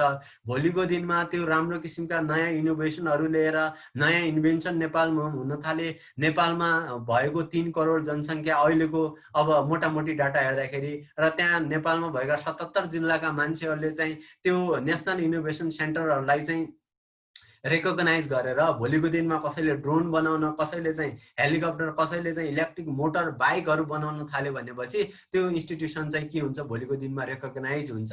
त्यसैले चाहिँ भोलिको दिनमा यो अहिलेको इन्स्टिट्युसन, अहिलेको इनिसिएटिभ गरेको एउटा अर्गनाइजेसन त्यो इन्स्टिट्युसनलाइजेसनको प्रोसेसमा छ। भोलिको दिनमा यसरी चाहिँ परिचित भयो भनेपछि त्यो चाहिँ के हुन्छ, अब इन्स्टिट्युसनलाइजेसनको अगाडि चाहिँ जान्छ। अहिले हेर्नुहोस् त कुनै पनि नेताले चाहिँ त्यसलाई चाहिँ फाइनेन्सियल सपोर्ट गर्न, एक किसिमको चाहिँ गर्नको लागि मान्छेहरूले स्वीकारेका छैनन्। तर त्यो भोलिको दिनमा चाहिँ एउटा इन्स्टिट्युसनको रूपमा बिल्ड भइसकेपछि सबै समाजका मान्छेहरूले त्यसलाई चाहिँ आत्मसात गर्नुपर्छ, त्यसलाई चाहिँ स्वीकार्नुपर्छ, एक्सेप्ट गर्नुपर्दछ। अब हेर्नुहोस्, अब टियु तपाईँको युनिभर्सिटी हो, नेपालको सबैभन्दा पुरानो युनिभर्सिटी, त्यसमा पनि राम्रो किसिमले इन्स्टिट्युसनल भएको छैन। तर अब हामीले चाहिँ स्वीकार्नु पर्दछ टियु भन्दा अरू युनिभर्सिटीहरू, टियु केयु भन्दा अरू युनिभर्सिटी हाम्रो चाहिँ विकल्प रोजाइको लागि छैन, तिनै युनिभर्सिटीहरूलाई हामीले स्वीकार्नु पर्दछ। अब तपाईँको आइओएम भएको चाहिँ डक्टरहरू, त्यही टियुले चाहिँ उत्पादन गरेका डक्टरहरू, अब राम्रो पनि किसिमका डक्टरहरू पनि नेपालमा छन्। अब इन्जिनियरहरू आइओईले तपाईँको यो इन्जिनियरिङ इन्स्टिट्युटले चाहिँ उत्पादन गरेका, तिनीहरूलाई नै भोलिको रूपमा चाहिँ अब स्वीकार्नु पर्दछ। अब जबसम्म चाहिँ यो तपाईँको नेसनल इनोभेसन सेन्टरको राम्रो किसिमको रेकग्निसन हुँदैन, त्यसको चाहिँ सबै किसिमको फेजहरूमा अगाडि बढ्दैन, तबसम्म त अब स्वीकारिएको छैन, राजनैतिक दलका नेताहरूले पनि स्वीकारेको छैन, अरूले पनि स्वीकारिएको छैन। त्यसैले यो चाहिँ रेकग्निसनको फेज र एक्सेप्टेन्सको फेज यो चाहिँ क्लाइन्टहरुसँग जान्छ। अब यो क्लाइन्ट कस्टमरहरुसँग कस्टमरले चाहिँ सबै मैले भने त 77 जिल्लाका मान्छेले चिन्नु पर्यो। त्यसपछि त्यसलाई चाहिँ बल्ल आत्मसात गरिसकेपछि बल्ल त्यो चाहिँ एउटा इन्स्टिट्युसनलाइज भएको मानिन्छ। अब यो चाहिँ तपाईको इन्स्टिट्युसनल बिल्डिङको इन्स्टिट्युसनलाई चाहिँ अर्गनाइजेसनलाई इन्स्टिट्युसनमा लग्दाखेरि यो चाहिँ त्यो फेजमा भएका कुराहरु भयो। अब एउटा साइकल हेरौँ है त। एउटा साइकल के छ, यो चाहिँ इन्स्टिट्युसनल बिल्डिङको साइकल छ। सुरुमा एउटा इनोभेसन आयो। अब मैले भने अर्गनाइजेसन एउटा नियम कानुनबाट स्थापित हुन्छ। त्यो अर्गनाइजेसन नियम कानुनबाट स्थापित हुँदाखेरि पनि कसै न कसैको सोच त आउनु पर्यो। हामीले चाहिँ अब एउटा विवाहबारी गराउने एउटा चाहिँ मेरिटोमोनियल किसिमको चाहिँ एउटा अर्गनाइजेसन इस्टाब्लिश बिल्ड गर्नु पर्यो भने कसैले सोच्दा, कसैले चाहिँ हामीले चाहिँ अब रियल इस्टेट किसिमको चाहिँ अर्गनाइजेसन बिल्ड अप गर्नु पर्यो भन्ने सोच्दा, कसैले चाहिँ हामीले समाज सेवा गर्ने इन्स्टिट्युसन बिल्ड अप गर्नु पर्यो भनेर त्यसको लागि नियम कानुनहरु त होलान्, तर एक किसिमको चाहिँ नयाँ आइडिया त आउनु पर्यो नि त इन्स्टिट्युसन बिल्ड हुनको निम्ति, अर्गनाइजेसन बिल्ड हुनको निम्ति। त्यसपछि त्यसको लेजिटिमेसन, त्यसपछि त्यो कानुनी रूपले चाहिँ हामीले चाहिँ कानुनलाई चाहिँ एउटा मान्यता दिएका छौँ, एउटा वैधानिकता दिएका छौँ, कानुन मान्नुपर्छ भन्ने मान्यता छ।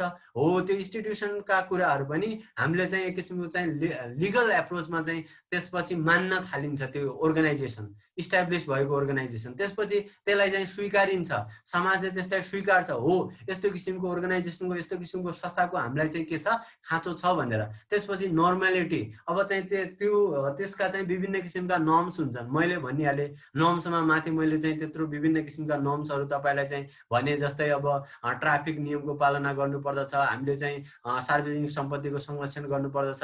त्यस्तै एउटा अर्गनाइजेसनको विभिन्न किसिमका नर्म्सहरु होलान्। हो, त्यो नर्म्सहरु चाहिँ अब समाजले चाहिँ त्यस्ता किसिमका नर्म्सहरु पनि जब आत्मसात गर्न थाल्छ एउटा इन्स्टिट्युसन बिल्डिङको प्रोसेसमा, त्यसपछि इन्ट्रेचमेन्ट हुन्छ। त्यो अर्गनाइजेसनमा विभिन्न किसिमका विपत्ति आउन सक्छन्। हुन सक्छ पब्लिकहरु त्यो अर्गनाइजेसनको अगेन्स्टमा जान सक्छन्। अब तपाईलाई थाहा छ नि, लोकसेवा आयोगलाई पनि अब यो स्थानीय तहको चाहिँ विज्ञापन गर्दाखेरि कस्तो क्वेशन विभिन्न किसिमका मान्छेहरु आन्दोलन गरिरहेका थिए। अब त्यतिखेर चाहिँ लोकसेवा आयोगले चाहिँ एक किसिमको चाहिँ डिफेन्डिङ गरेको थियो। हो, अर्गनाइजेसनले कहिलेकाहीँ आफूलाई चाहिँ डिफेन्ड गर्नुपर्दछ। पब्लिकहरु पनि त्यस्तो इन्स्टिट्युसनको अगेन्स्टमा, अर्गनाइजेसनको अगेन्स्टमा जान सक्छन्। अब भोलिको दिनमा चाहिँ अब कोरोनाले चाहिँ अथवा विभिन्न किसिमका संकटहरुले, आर्थिक मन्दीले, विभिन्न किसिमका चाहिँ कुराहरुले चाहिँ नेचुरल डिजास्टरले चाहिँ त्यो इन्स्टिट्युसनमा आपत्ति विपत्ति आउने गर्दछन्। त्यसैले त्यो इन्स्टिट्युसन, त्यो अर्गनाइजेसन, संस्थाले इन्स्टिट्युसन हुनको लागि सर्भाइभ गर्नुपर्दछ। त्यसलाई चाहिँ यो चाहिँ इन्स्टिट्युसन बिल्डिङको चाहिँ साइकलमा चाहिँ इन्ट्रेचमेन्ट भन्छ। त्यसपछि गएर रिजिडिटी हुन्छ। हेर्नुस् त, अब अहिले चाहिँ टियुले जस्तो जे गरे पनि टियु एक किसिमको इन्स्टिट्युसनको रूपमा चाहिँ फुल्ली इन्स्टिट्युसनलाइज नभए पनि धेरै कुरा बाँकी नै होला। टियुलाई कसैले हल्लाउन सक्छ? सक्दैन। टियुमा भएको शिक्षक आयोग चाहिँ लोकसेवा आयोगमा चाहिँ गाब्ने भनेर प्रस्ताव कतिचोटि आउँछ, त्यो चाहिँ स्वीकारिएको हुँदैन। अब आइओएमलाई चाहिँ इन्स्टिट्युट अफ मेडिसिनलाई, इन्स्टिट्युट अफ इन्जिनियरिङलाई कसैले हल्लाउन सक्छ? कसैले पनि हल्लाउन सक्दैन। तिनीहरू पछि रिजिड भएर चाहिँ त्यसरी चाहिँ इन्स्टिट्युसन, एउटा अर्गनाइजेसन इन्स्टिट्युसनमा चाहिँ यसरी चाहिँ एकदमै कडा रूपले चाहिँ प्रस्तुत हुन्छन्। त्यसरी चाहिँ यो सम्पूर्ण साइकललाई चाहिँ इन्स्टिट्युसन बिल्डिङको साइकल भनिन्छ। अब हामी चाहिँ भेरिएबलमा जाउँ है त। इन्स्टिट्युसन बिल्डिङमा विभिन्न किसिमका भेरिएबल हुन्छन्। भेरिएबल भनेका परिवर्तन हुने कुराहरू, जस्तै मान्छेमा चाहिँ एक किसिमको पिण्ड छ, मास भन्छ इङ्ग्लिसमा। मान्छेमा भएका जस्तै 206 वटा हड्डी हुन्छन् मान्छेमा, एउटा वयस्क मान्छेमा। अब त्यो वयस्क मान्छेमा भएका 206 वटा हड्डी हामी चाहिँ चन्द्रमामा जाँदाखेरि 206 का हड्डी तिनी यता तलमाथि भएर 205 हुने अथवा बढ्ने त घट्ने त हैन नि त। हाम्रो मास त कन्स्टेन्ट हुन्छ। त्यसैले त्यो कुरा के भयो, त्यसलाई चाहिँ अब स्थिर अथवा कन्स्टेन्ट भन्छन्। हामी पिण्डलाई कन्स्टेन्ट भन्छौँ। तर हाम्रो तौल यो पृथ्वीमा चाहिँ तौल त गुरुत्वाकर्षण शक्तिले हुन्छ। हाम्रो तौल पृथ्वीमा, मेरो तौल 70 केजी छ भनेपछि त्यो चाहिँ चन्द्रमामा गरिसकेपछि त घट्छ, किनकि चन्द्रमाले चाहिँ चन्द्रमाको गुरुत्वाकर्षण क्षमता कम छ। त्यसैले चाहिँ म यहाँ चाहिँ 60 केजी छौँ भने त्यहाँ चाहिँ म चाहिँ एकदमै तपाईको अब कम भएर चाहिँ 33 किलो अथवा 48 किलो यस्तो देखिन सक्छु। त्यसैले त्यो कुरा चाहिँ जो चाहिँ तपाईको चाहिँ तौल भन्ने कुरा, त्यो चाहिँ के भयो, परिवर्तनशील भयो, भेरिएबल भयो। हो, त्यसैले चाहिँ कुनै पनि कुरालाई हामीले स्टडी गर्दाखेरि त्यस्ता परिवर्तन हुने कुराहरूलाई चाहिँ हामी चाहिँ भेरिएबल भन्छौँ। अब इन्स्टिट्युसन बिल्डिङको क्रममा भेरिएबलहरू, परिवर्तन हुने कुराहरू के हुन् त? इन्स्टिट्युसनल भेरिएबल हुन सक्छन्। जस्तै लिडरसिप नेतृत्व त एउटा अर्गनाइजेसनमा परिवर्तन हुन सक्छ नि त, तर नेतृत्वले धेरै ठुलो भूमिका खेल्छ एउटा अर्गनाइजेसनमा। एउटा कुशल नेतृत्वले तपाईँले नेपालको चाहिँ यो एनइए भन्छ, नेपाल इलेक्ट्रिसिटी अथोरिटी, नेपाल के अरे विद्युत प्राधिकरणमा पुराना डाइरेक्टरहरू जति पनि छन् विद्युतका, तिनीहरूले त एक किसिमको लिडरसिप गरेर नेपालमा चाहिँ लोड सेडिङ हटाउन सकेका थिएन। नेपालमा काठमाडौँमा लगभग दिनको 12 घण्टा 14 घण्टा लोड सेडिङ भएको बेला कुलमान घिसिङ आएर एउटा कुशल नेतृत्व गरेर लोड सेडिङ नै हटाइदियो। एउटा लिडरको चाहिँ कत्रो भूमिका हुन्छ भनेर त्यसरी थाहा पाउन सकियो नि त। त्यसैले लिडर भन्ने कुरा परिवर्तन हुन्छ, त्यसको चाहिँ इन्स्टिट्युसनल बिल्डिङमा अर्गनाइजेसनमा ठुलो भूमिका हुन्छ। अर्को कुरा डक्ट्रिनहरू, सिद्धान्तका कुराहरू। जस्तै अब हामीले चाहिँ एउटा सिद्धान्त के अरे लोकसेवालाई चाहिँ हेऱ्यो भनेपछि पारदर्शिताको अब एउटा चाहिँ मेरिटोक्रेटिक किसिमको सिद्धान्त हुन्छ। अब एजुकेसन इन्स्टिट्युसनलाई हेऱ्यो भनेपछि सबैलाई चाहिँ अब समानताको, त्यहाँ पनि एक किसिमको मेरिट सिस्टम त हुन्छ। त्यस्ता किसिमका सिद्धान्त हुन्छन्। अब तपाईँले प्राइभेट सेक्टरमा जानु पर्यो भनेपछि त त्यहाँ त डार्विनियन सर्भाइभल जस्तो, जसरी डार्विनले भन्यो अब सङ्घर्ष गर्ने मान्छे बाँच्छ, त्यसरी चाहिँ प्राइभेट सेक्टरमा त जसले सङ्घर्ष गर्यो त्यो मात्र बाँच्छ। त्यहाँ त कम्पिटिसनको प्रिन्सिपल छ। त्यसरी डक्ट्रिनहरूले पनि एउटा चाहिँ संस्थामा चाहिँ यस्ता सिद्धान्त, डक्ट्रिन भनेको सिद्धान्त, प्रिन्सिपल, तिनीहरूले पनि के गर्दछन्, तिनीहरू पनि परिवर्तन भइसकेपछि तिनीहरूले पनि संस्थाको चाहिँ एउटा चाहिँ सङ्गठन निर्माणमा चाहिँ फरक परिरहेको हुन्छ। अर्को प्रोग्रामहरू, विभिन्न किसिमका प्रोग्राम हुनु। भाइ एकछिन पछि खान्छु है म। विभिन्न किसिमका प्रोग्रामहरू, एकछिन के भाइ म अहिले क्लासमा छु। विभिन्न किसिमका प्रोग्राम हुन्छन्, ती प्रोग्रामहरूलाई चाहिँ हामीले चाहिँ चेन्ज गर्यौँ। जस्तै अब नयाँ किसिमका प्रोग्रामहरू ल्यायौँ भनेपछि अब त्यो प्रोग्रामहरूले धेरै ठुलो परिवर्तन गर्न सक्छ। जस्तै मैले राष्ट्रिय योजना आयोगले चाहिँ अब विक्रमसम्म 2021सम्म सुखी नेपाल समृद्ध नेपाल भन्ने किसिमको प्रोग्रामहरू ल्याएको छ। अब इन्स्टिट्युसनले समाजलाई चाहिँ सचेतना गराउने, समाजलाई इम्पावर गर्ने विभिन्न किसिमका प्रोग्राम ल्याउन सक्छन्। हो, त्यो प्रोग्रामहरू ल्यायो भनेपछि तिनीहरूले पनि के गर्न सक्छन् त, जस्तै के अरे प्रधानमन्त्री के अरे रोजगार कार्यक्रमले चाहिँ एक किसिमको समाजमा चाहिँ उद्यमशील र रोजगारी दिनुको लागि एक किसिमको प्रोग्राम ल्याएको हुन्छ। त्यसैले कुनै पनि संस्थामा अब एउटा यो चाहिँ प्रोग्रामले पनि के गर्छ, धेरै कुरा परिवर्तन गर्दछ। त्यस्तै रिसोर्सेसहरू छ। पैसा छ भनेपछि त्यो इन्स्टिट्युसन चाहिँ एकदमै बलियो हुन्छ। पैसा छैन, फाइनेन्सियल इन्स्टिट्युसन छैन, भौतिक संरचना राम्रो छैन, त्यसका धेरैवटा युनिटहरू छैनन्, त्यहाँ भएको चाहिँ ह्युमन रिसोर्स राम्रो छैन, त्यहाँ भएको चाहिँ सोसल क्यापिटल राम्रो छैन, सम्बन्ध राम्रो छैन भने त्यो कुराले पनि सङ्गठनमा चाहिँ परिवर्तन ल्याउँदछ। इन्स्टिट्युसन बिल्डिङमा चाहिँ फरक पर्दछ। अर्को इन्टरनल स्ट्रक्चर, त्यो भित्री चाहिँ संरचना, कस्तो किसिमको चाहिँ कम्युनिकेसन छ, कस्तो किसिमको च्यानल छ, कस्तो किसिमको डिभिजन अफ वर्क छ, कस्तो किसिमको हायरार्की छ, कस्तो किसिमको चेन अफ कमान्ड छ, हो त्यो कुराले पनि यो इन्स्टिट्युसनल भेरिएबल हुन्। यिनीहरू परिवर्तन भयो भने तपाईँको एउटा सङ्गठन नै तपाईँको विकासको क्रममा परिवर्तन हुन्छ। त्यो चाहिँ सङ्गठन चाहिँ सकारात्मक परिवर्तनमा जाने कि नकारात्मक परिवर्तनमा जाने भन्ने कुरा, यो चाहिँ तत्त्वहरू, इन्डिकेटरहरू, सूचकहरू चाहिँ इन्स्टिट्युसनल भेरिएबल अन्तर्गत लिडरसिप, डक्ट्रिन भनेको प्रिन्सिपल, प्रोग्राम, रिसोर्सेस र इन्टरनल स्ट्रक्चर हो। त्यस्तै अर्को भेरिएबल भनेको तपाईँको इन्भाइरोमेन्टल भेरिएबल। त्यहाँ एक किसिमको वातावरण हुन्छ। एउटा अर्गनाइजेसन, एउटा संस्थान त्यहाँ सर्भाइभ गर्दाखेरि, त्यो डेभलप हुँदाखेरि, त्यो चाहिँ एउटा अर्गनाइजेसन इन्स्टिट्युसनमा परिणत हुँदाखेरि, इन्स्टिट्युसनल बिल्डिङमा हुँदाखेरि त्यहाँ एक किसिमको एटमोस्फियर हुन्छ, त्यहाँ एक किसिमको चाहिँ के हुन्छ त, वातावरण हुन्छ। त्यहाँ चाहिँ पब्लिक सेक्टर हुन्छ, अरू अर्गनाइजेसनहरू पनि हुन्छन्, ती अर्गनाइजेसनहरूसँग पनि कम्पिटिसन भयो। त्यहाँ प्राइभेट सेक्टर हुन्छ, प्राइभेट सेक्टरसँगको पनि कम्पिटिसन भयो। प्राइभेट सेक्टर, पब्लिक सेक्टर त्यो कोअपरेसन गर्नुपर्ने हुनसक्छ।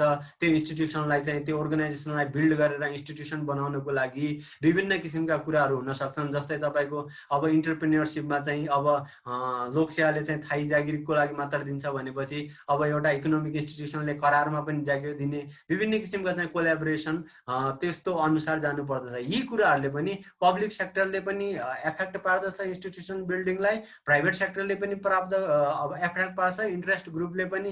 जस्तै अब विप्लव समूह छ, अर्को समूह छ, विभिन्न किसिमका थिङ्क ट्याङ्कहरू छन्। नकारात्मक मात्र नहेर्ने भने पोजिटिभ किसिमका छन् इन्ट्रेस्ट ग्रुप। उनीहरूको निश्चित उद्देश्य हुन्छ एउटा इन्स्टिट्युसन बिल्ड गर्नको लागि, एउटा इन्स्टिट्युसनलाई चाहिँ इन्फ्लुएन्स गर्नको लागि, प्रभाव गर्नको लागि त्यस्ता किसिमका इन्ट्रेस्ट ग्रुपहरूले चाहिँ, त्यस्ता किसिमका समूहहरूले चाहिँ, उनीहरूको चाहिँ मतलब एक किसिमको निश्चित इच्छा र आकाङ्क्षा बोकेका समूहहरूले, कोही चाहिँ इन्ट्रेस्ट ग्रुप अनुसार परिवर्तन गर्ने किसिमका हुन्छन्, कोही चाहिँ अब बन्द, हडताल, आन्दोलन गर्ने किसिमका इन्ट्रेस्ट ग्रुप हुन सक्छन्। त्यसैले तिनीहरूले पनि इन्स्टिट्युसनल बिल्डिङको क्रममा एउटा अर्गनाइजेसनलाई चाहिँ इम्प्याक्ट फरक पार्न सक्छन्। त्यसैले यो चाहिँ परिवर्तनशील विषय हुने भएकोले यसलाई चाहिँ भेरिएबल भनेको भेराइ हुने कुराहरू भएकोले। अर्को पब्लिक भन्ने फरक पर्न सक्छ। पब्लिकमा विभिन्न किसिमको नयाँ धारणा डेभलप हुन सक्छ। बिस्तारै समाजमा नयाँ मूल्य मान्यता नयाँ संस्कार आउन सक्छ, नयाँ किसिमको ट्रेन्ड अनुसार चल्न सक्छ।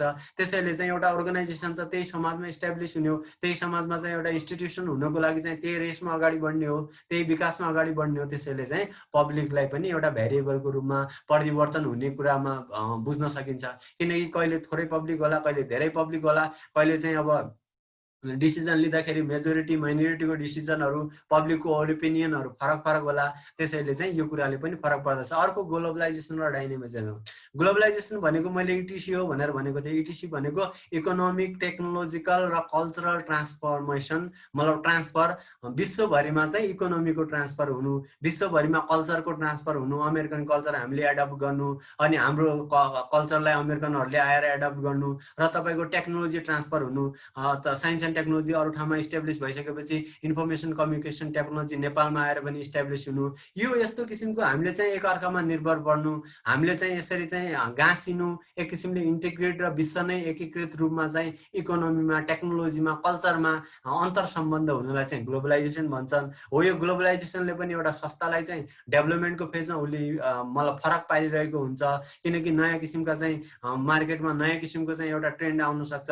त्यसैले चाहिँ त्यसले चाहिँ अर्गनाइजेसनलाई सर्भाइभ गर्न, अर्गनाइजेसनलाई चाहिँ बिल्डिङको फेजमा चाहिँ नयाँ इनोभेसनहरू अर्गनाइजेसनलाई चाहिँ त्यो सर्भाइभ गर्नको निम्ति आत्मसात गर्नुपर्ने हुन्छ। त्यसैले चाहिँ यो चाहिँ ग्लोबलाइजेसनले पनि फरक पार्दछ के त, एउटा अर्गनाइजेसनलाई चाहिँ इन्स्टिट्युसनमा बिल्ड हुनको लागि। अर्को डाइनामिजम। डाइनामिजम भन्ने विभिन्न किसिमका परिवर्तनका विषयहरू, कहिले रिसेसन हुनसक्छ, आर्थिक मन्दी हुनसक्छ, कहिले भूकम्प आउन सक्छ, यस्ता किसिमका उतार चढावहरू, यस्ता किसिमका परिवर्तन कुराहरू, कहिले विचारमा परिवर्तन पर्न सक्छ। यस्ता किसिमका जति पनि परिवर्तनशील विषयले एउटा अर्गनाइजेसनलाई चाहिँ डेभलप हुनको लागि त्यसले चाहिँ इन्फ्लुएन्स पारिरहेका हुन्छन्। तिनीहरूको मात्रा कति कति भयो भने ठिक हुने, कति कति भयो भने बेठिक हुने भन्ने कुरा चाहिँ तिनीहरूको चाहिँ यिनीहरूले चाहिँ डिटरमाइन गर्छन्। त्यसैले यिनीहरूको कस्तो कस्तो उपलब्ध हुने भएको डिटरमाइन गर्ने हुनाले यिनीहरूलाई एउटा अर्गनाइजेसनल बिल्डिङका भेरिएबलका रूपमा, मतलब परिवर्तन विषय हुनेको कुरामा, मतलब सूचकका रूपमा हामीले हेर्न सक्छौँ। अर्को लिङ्केज भेरिएबल, इनेबलिङ लिङ्केज। जस्तै लिङ्केज भनेको लिङ्क गर्ने, अर्गनाइजेसन बिल्ड गर्दाखेरि विभिन्न कुरासँग लिङ्क मिलाउनु पर्यो नि त। एउटा इनेबलिङ लिङ्केज भनेको उसलाई चाहिँ क्यापेबल बनाउनको लागि लिङ्क गर्नु पर्यो, ह्युमन रिसोर्सलाई ट्रेनिङ दिनु पर्यो, उनीहरूलाई क्यापेबल बनाउनु पर्यो, उनीहरूलाई इनेबल बनाउनु पर्यो, सक्षम त बनाउनु पर्यो नि त। ह्युमन रिसोर्स चाहिँ एउटा अर्गनाइजेसनका स्टाफहरू पछि गएर एकैचोटि इन्स्टिट्युसनमा बन्ने होइनन्। उनीहरूले भोलि गएर चाहिँ इनोभेसनलाई उनीहरूले आत्मसात गर्नुपर्छ, पछि सृजनशीलतालाई आत्मसात गर्नुपर्दछ।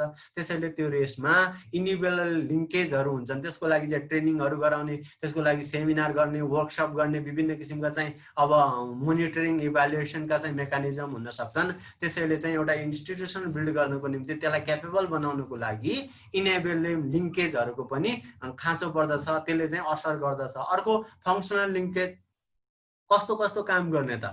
जस्तै अब एउटा चाहिँ पब्लिक सेक्टरले, अब हामीले एनपिएम पढ्छौँ, न्यू पब्लिक म्यानेजमेन्टमा, पब्लिक सेक्टरमा चाहिँ प्राइभेट सेक्टरमा भएको राम्रो किसिमको म्यानेजमेन्ट हामीले पब्लिक सेक्टरमा ल्याउने भन्यो। अब सरकारले पनि उद्यमशीलता गर्न लाग्यो, सरकारले पनि व्यापार गर्न लाग्यो भने त त्यहाँ चाहिँ एक किसिमको सरकारको काम कर्तव्य त राम्रोसँग भएन नि त, त्यहाँ चाहिँ फङ्सनल लिङ्केज मिलेन।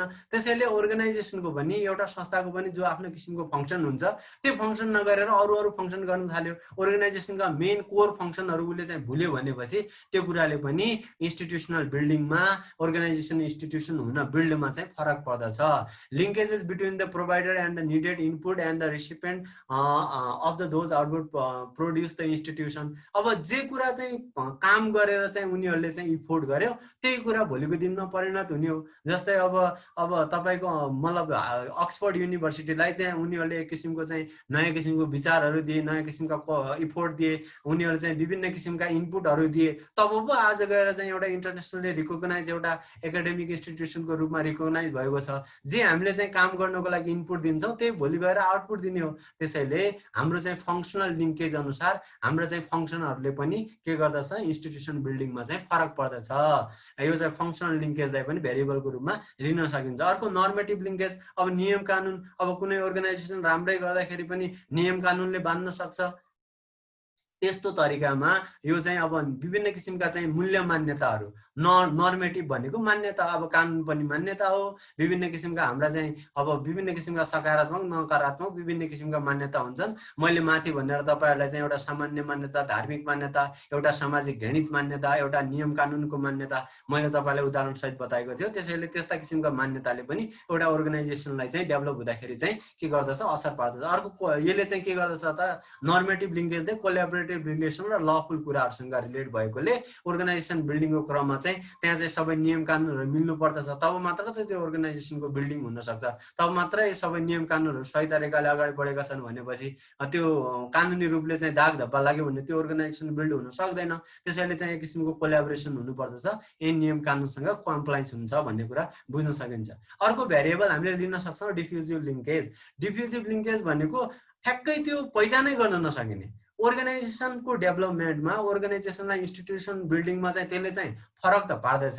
अब के कुराले चाहिँ अर्गनाइजेसन चाहिँ इफेक्टिभ भएन, के कुराले इन्स्टिट्युसन अर्गनाइजेसन अगाडि बढ्न सकेन, त्यो कुराको राम्रोसँग चाहिँ त्यसलाई चाहिँ क्याटेगोराइज गर्न नसकिने, त्यसलाई राम्रोसँग आइडेन्टिफाई गर्न नसकिने, गाह्रो किसिमको आइडेन्टिफाई हुने विभिन्न किसिमका फ्याक्टरहरू छन्। हो तिनीहरूलाई चाहिँ हामीले डिफ्युजिभ लिङ्केज भन्छौँ। हो त्यस्ता किसिमका जति पनि हाम्रा चाहिँ त्रुटिहरूलाई चाहिँ कमभन्दा कम गर्दै गरेर हामीले इफेक्टिभ इफिसियन्ट रूपले आफ्ना ह्युमन रिसोर्सहरूलाई चाहिँ इनेबल बनाएर, उनीहरूलाई सक्षम बनाएर, राम्रो किसिमको फङ्सन गरेर हामीले चाहिँ इन्स्टिट्युसनलाई अगाडि बढायौँ भनेपछि हो यस्ता यस्ता किसिमका भेरिएबलहरूले, यस्ता यस्ता किसिमका इन्डिकेटरहरूले एउटा अर्गनाइजेसनलाई इन्स्टिट्युसनमा फुल्ली डेभलप हुनुको निम्ति के गरिरहेका हुन्छन् त, एउटा रोल प्ले गरिरहेका हुन्छन्, भूमिका खेलिरहेका हुन्छन् भनेर बुझ्न सकिन्छ। अब यहाँ तपाईँले माथि भनेका सबै कुराहरू यहाँ चाहिँ एउटा पिक्चोरियल फर्ममा हेर्न सक्नुहुन्छ। यो हामीलाई मर्निङमा चाहिँ डेभलपमेन्ट म्यानेजमेन्ट पढाउने म्यामले नै देखाएको एउटा पिक्चरबाट लगेको हो। यहाँ चाहिँ तपाईँले देख्न सक्नुहुन्छ। अब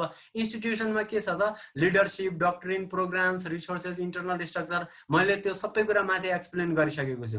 एउटा संस्थामा त के हुन्छ त, एउटा संस्था भनेको संस्था इन्स्टिट्युसन अब सामान्य तरिकाले हामीले बुझ्दाखेरि एउटै बुझ्छौँ, तर अब संस्था त्यो संस्थानको रूपमा परिणत हुँदाखेरि एउटा लङ प्रोसेसमा गएर त्यो चाहिँ एउटा अर्गनाइजेसन इन्स्टिट्युसनमा हुने हो। त्यो प्रोसेसलाई इन्स्टिट्युसनल बिल्डिङ भन्ने हुन्। अनि माथि भएका तत्त्वहरूले, माथि भएका सूचकहरूले त्यो इन्स्टिट्युसन बिल्डिङमा चाहिँ फरक पार्दछ भन्ने हेऱ्यौँ। त्यही कुरालाई चाहिँ हामीले एउटा डायग्राम फर्मको रूपमा हेर्दाखेरि एउटा अर्गनाइजेसनभित्र चाहिँ तपाईँको लिडरसिप हुन्छ, विभिन्न किसिमका सिद्धान्तहरू हुन्छन्, विभिन्न किसिमका प्रोग्राम र मतलब पोलिसीहरू हुन्छन्, त्यहाँ विभिन्न किसिमका साधन स्रोत हुन्छन्, इन्टरनल स्ट्रक्चर हुन्छन्। अब त्यहाँ हुन्छ, अब त्योसँग चाहिँ लिङ्क पनि हुनु पर्यो के। हाम्रो कस्तो लिङ्क हुनु पर्यो, सक्षमता को किसिमको लिङ्केज हुनु पर्यो। हामीले चाहिँ त्यो हामीमा भएको लिडरसिपले, हामीमा भएको सिद्धान्तले, हामीमा भएको प्लान र पोलिसीले, हामी भएको साधन स्रोतले, हामीमा भएको स्ट्रक्चरले चाहिँ हामी क्यापेबल हुनु पर्यो।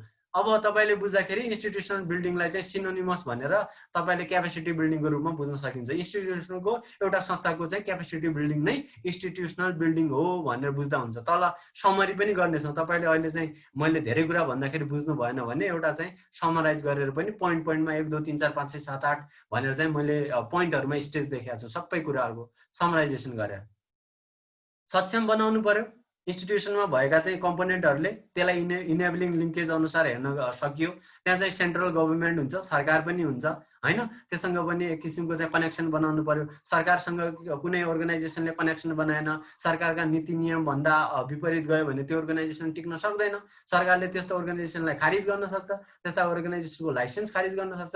त्यसैले चाहिँ अब डिफ्युजिभ लिङ्केज चाहिँ जर्नल पब्लिक इन्भाइरोमेन्ट, अब जनताहरूले पनि एक किसिमले चाहिँ अब थाहै नपाउने किसिमले अर्गनाइजेसनलाई डिटेक्टै गर्न गाह्रो हुने किसिमले चाहिँ एक किसिमको लिङ्क बनाएका हुन्छन्। जनताले चाहिँ त्यो अर्गनाइजेसनलाई मन पराइदिनु, जनताहरूले त्यो अर्गनाइजेसनलाई आत्मसात गरिदिएन भनेपछि त त्यो अर्गनाइजेसन चाहिँ भएको पनि त्यति काम लागेन। जनताले त्यसलाई चाहिँ अब स्वीकार्नु पर्यो, त्यसलाई चाहिँ सपोर्ट गर्नु पर्यो, पार्टिसिपेट गर्नु पर्यो, तबै मात्र त्यो सक्षम हुने हो, नत्र हुँदैन।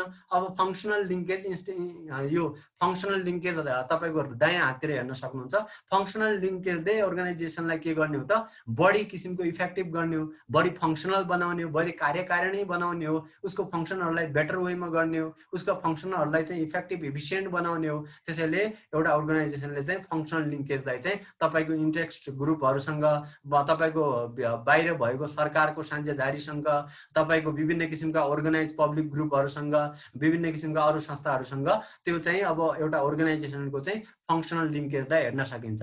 नर्मेटिभ लिङ्केज कसरी हेर्ने त ओपिनियन अफ लिडर। अब एउटा लिडरको चाहिँ कस्तो किसिमको मान्यता हुन्छ र विभिन्न किसिमका लोकल गभर्नमेन्ट भनेको छ त्यहाँ स्थानीय सरकारको कस्तो किसिमको मान्यता छ, त्यहाँ भएका चाहिँ एक किसिमले एटेन्टिभ भनेको सतर्क नागरिकहरुको कस्तो किसिमको मान्यता छ हो, त्यो मान्यतासँग पनि तालमेल मिलायो भनेपछि यी विभिन्न किसिमका जति पनि यो सबै भनेको इन्भाइरोमेन्ट हो।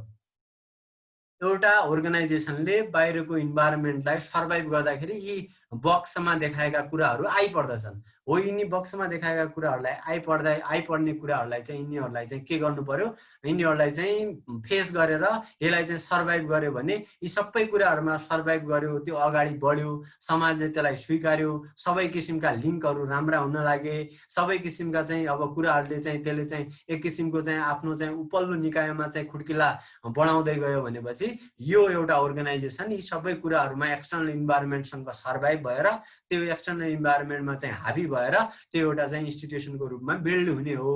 अब अझै पनि बुझ्नु भएन भने इन्स्टिट्युसनल बिल्डिङलाई चाहिँ एउटा स्लाइडमा मैले समराइज गर्ने कोसिस गरेको छु। इन्स्टिट्युसनल बिल्डिङमा स्टेपहरू हेर्नुहोस् है त। Institutional building synonymous to capacity building.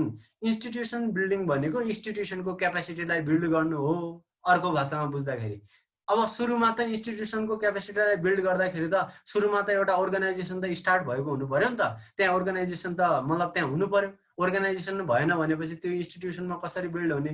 पहिला एउटा मतलब नियमले मतलब एउटा रुलबाट एउटा अर्गनाइजेसन त्यहाँ सेट भएको हुनु पर्यो, एउटा अर्गनाइजेसनल त्यहाँ इन्भाइरोमेन्ट हुनु पर्यो।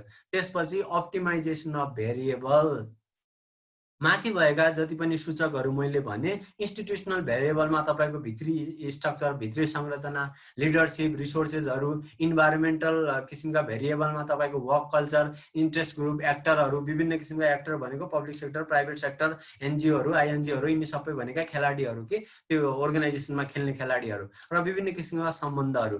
अब त्यो यो सम्बन्धहरू जति पनि भेरिएबल हुन्छन् यी सूचकहरू राम्रा हुनु पर्यो। राम्रा हुनुको मतलब इन्टरनल स्ट्रक्चर राम्रो हुनु पर्यो, लिडर चाहिँ इफिसिएन्ट हुनु पर्यो इन्स्टिट्युसनल बिल्ड गर्नको निम्ति, रिसोर्सहरू सबै एभाइलेबल हुनु पर्यो, फाइनान्शियल रिसोर्स, ह्युमन रिसोर्स, तपाईका क्यापिटलका रिसोर्स, तपाईका सोशल नेटवर्किङको रिसोर्सहरू सबै एभाइलेबल हुनु पर्यो, इन्भाइरोमेन्टको वर्किङ कल्चर राम्रो हुनु पर्यो। अब एउटा अर्गनाइजेसनमा काम गर्ने तर काम नै नगर्ने, अब कामचोर गर्ने, फटाकिरी गर्ने त्यस्तो किसिमको कल्चर हुनु भएन। त्यस्तो भयो भने अर्गनाइजेसन बिल्ड हुन सक्दैन। त्यसपछि त्यहाँको इन्ट्रेस्ट ग्रुपले पनि सशक्त रहेर त्यो अर्गनाइजेसनलाई चाहिँ अब मतलब एटेन्टिभ बनाउनु पर्यो, सतर्क बनाउनु पर्यो। त्यस्तै विभिन्न एक्टरहरूले पनि त्यससँग पार्टिसिपेट गर्नु पर्यो, कोल्याबोरेसन गर्नु पर्यो। त्यसका चाहिँ त्यो अर्गनाइजेसनको सम्बन्ध राम्रो हुनु पर्यो, तब मात्र गएर त्यो इन्स्टिट्युसन त्यसको क्यापेसिटी बिल्डिङ हुने हो। तब मात्र एउटा अर्गनाइजेसन इन्स्टिट्युसनमा बिल्डिङ हुन सक्ने हो। यो स्टेप भनेको फर्स्ट स्टेप भयो। विभिन्न किसिमका भेरिएबलहरू राम्रो हुनु पर्यो, भेरिएबल इन्टरनल स्ट्रक्चर राम्रो हुनु पर्यो, लिडरशिप राम्रो हुनु पर्यो, सबै किसिमका साधन स्रोतहरू यी भेरिएबलहरू चाहिँ मतलब किसिमले चाहिँ यिनीहरूले चाहिँ इन्स्टिट्युसनलाई चाहिँ सपोर्टिभ रूपले चाहिँ इन्स्टिट्युसनलाई सहयोग गरेको बुझ्न सकिन्छ एक नम्बरमा। अर्को कुरा लिङ्केजेस, सबै कुरासँग लिङ्क राम्रो हुनु पर्यो। त्यो एक नम्बरको पनि 1 2 3 रोमनमा 1 2 3 भनेर मैले भनेको छु। एउटा इन्स्टिट्युसनल कम्पोनेन्टहरू बिचमा चाहिँ राम्रो किसिमको तालमेल हुनु पर्यो, बाहिरको वातावरणसँग चाहिँ त्यससँग सामना गर्न सक्नु हुनु पर्यो, लिङ्क राम्रो हुनु पर्यो, इनेबलिङ सक्षम बनाउने लिङ्क राम्रो हुनु पर्यो, नर्म्स र रुल्स एन्ड रेगुलेसनसँग कम्प्लायन्स मिलेको हुनु पर्यो, हैन भने सर्भाइभ गर्न गाह्रो हुन्छ।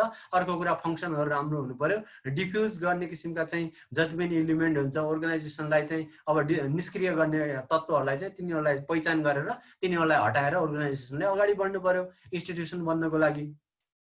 अर्को कुरा 2 नम्बरमा इन्स्टिट्युसन बिल्डिङमा इन्स्टिट्युसनको क्यापेसिटी अथवा अर्गनाइजेसनको क्यापेसिटी बिल्ड गर्दाखेरि स्ट्र्याटेजी हुनु पर्यो, रणनीतिहरू लिनु पर्यो। कसरी अर्गनाइजेसनलाई चाहिँ इन्स्टिट्युसनलाइज गर्ने, कसरी मतलब एउटा सङ्गठनलाई चाहिँ संस्थागत गर्ने, कसरी त्यसको चाहिँ प्रभावकारिता, कसरी त्यसलाई चाहिँ प्रोफेसनलिजम बनाउने, कसरी त्यसलाई चाहिँ एउटा चाहिँ सशक्त बनाउने, कसरी एक्टिभ बनाउने, कसरी पावरफुल बनाउने, कसरी त्यसलाई चाहिँ माथि उकास्ने भनेर चाहिँ एक किसिमको स्ट्र्याटेजी हुनु पर्यो, प्लानिङ हुनु पर्यो। विभिन्न किसिमका चाहिँ अर्गनाइजेसनको इनोभेसनको फेभरमा चाहिँ प्लान्स एन्ड पोलिसीहरू चाहिँ हेरिनु पर्यो। अर्को कुरा एडप्टेबिलिटी र सर्भाइभल हुनु पर्यो 3 नम्बरमा।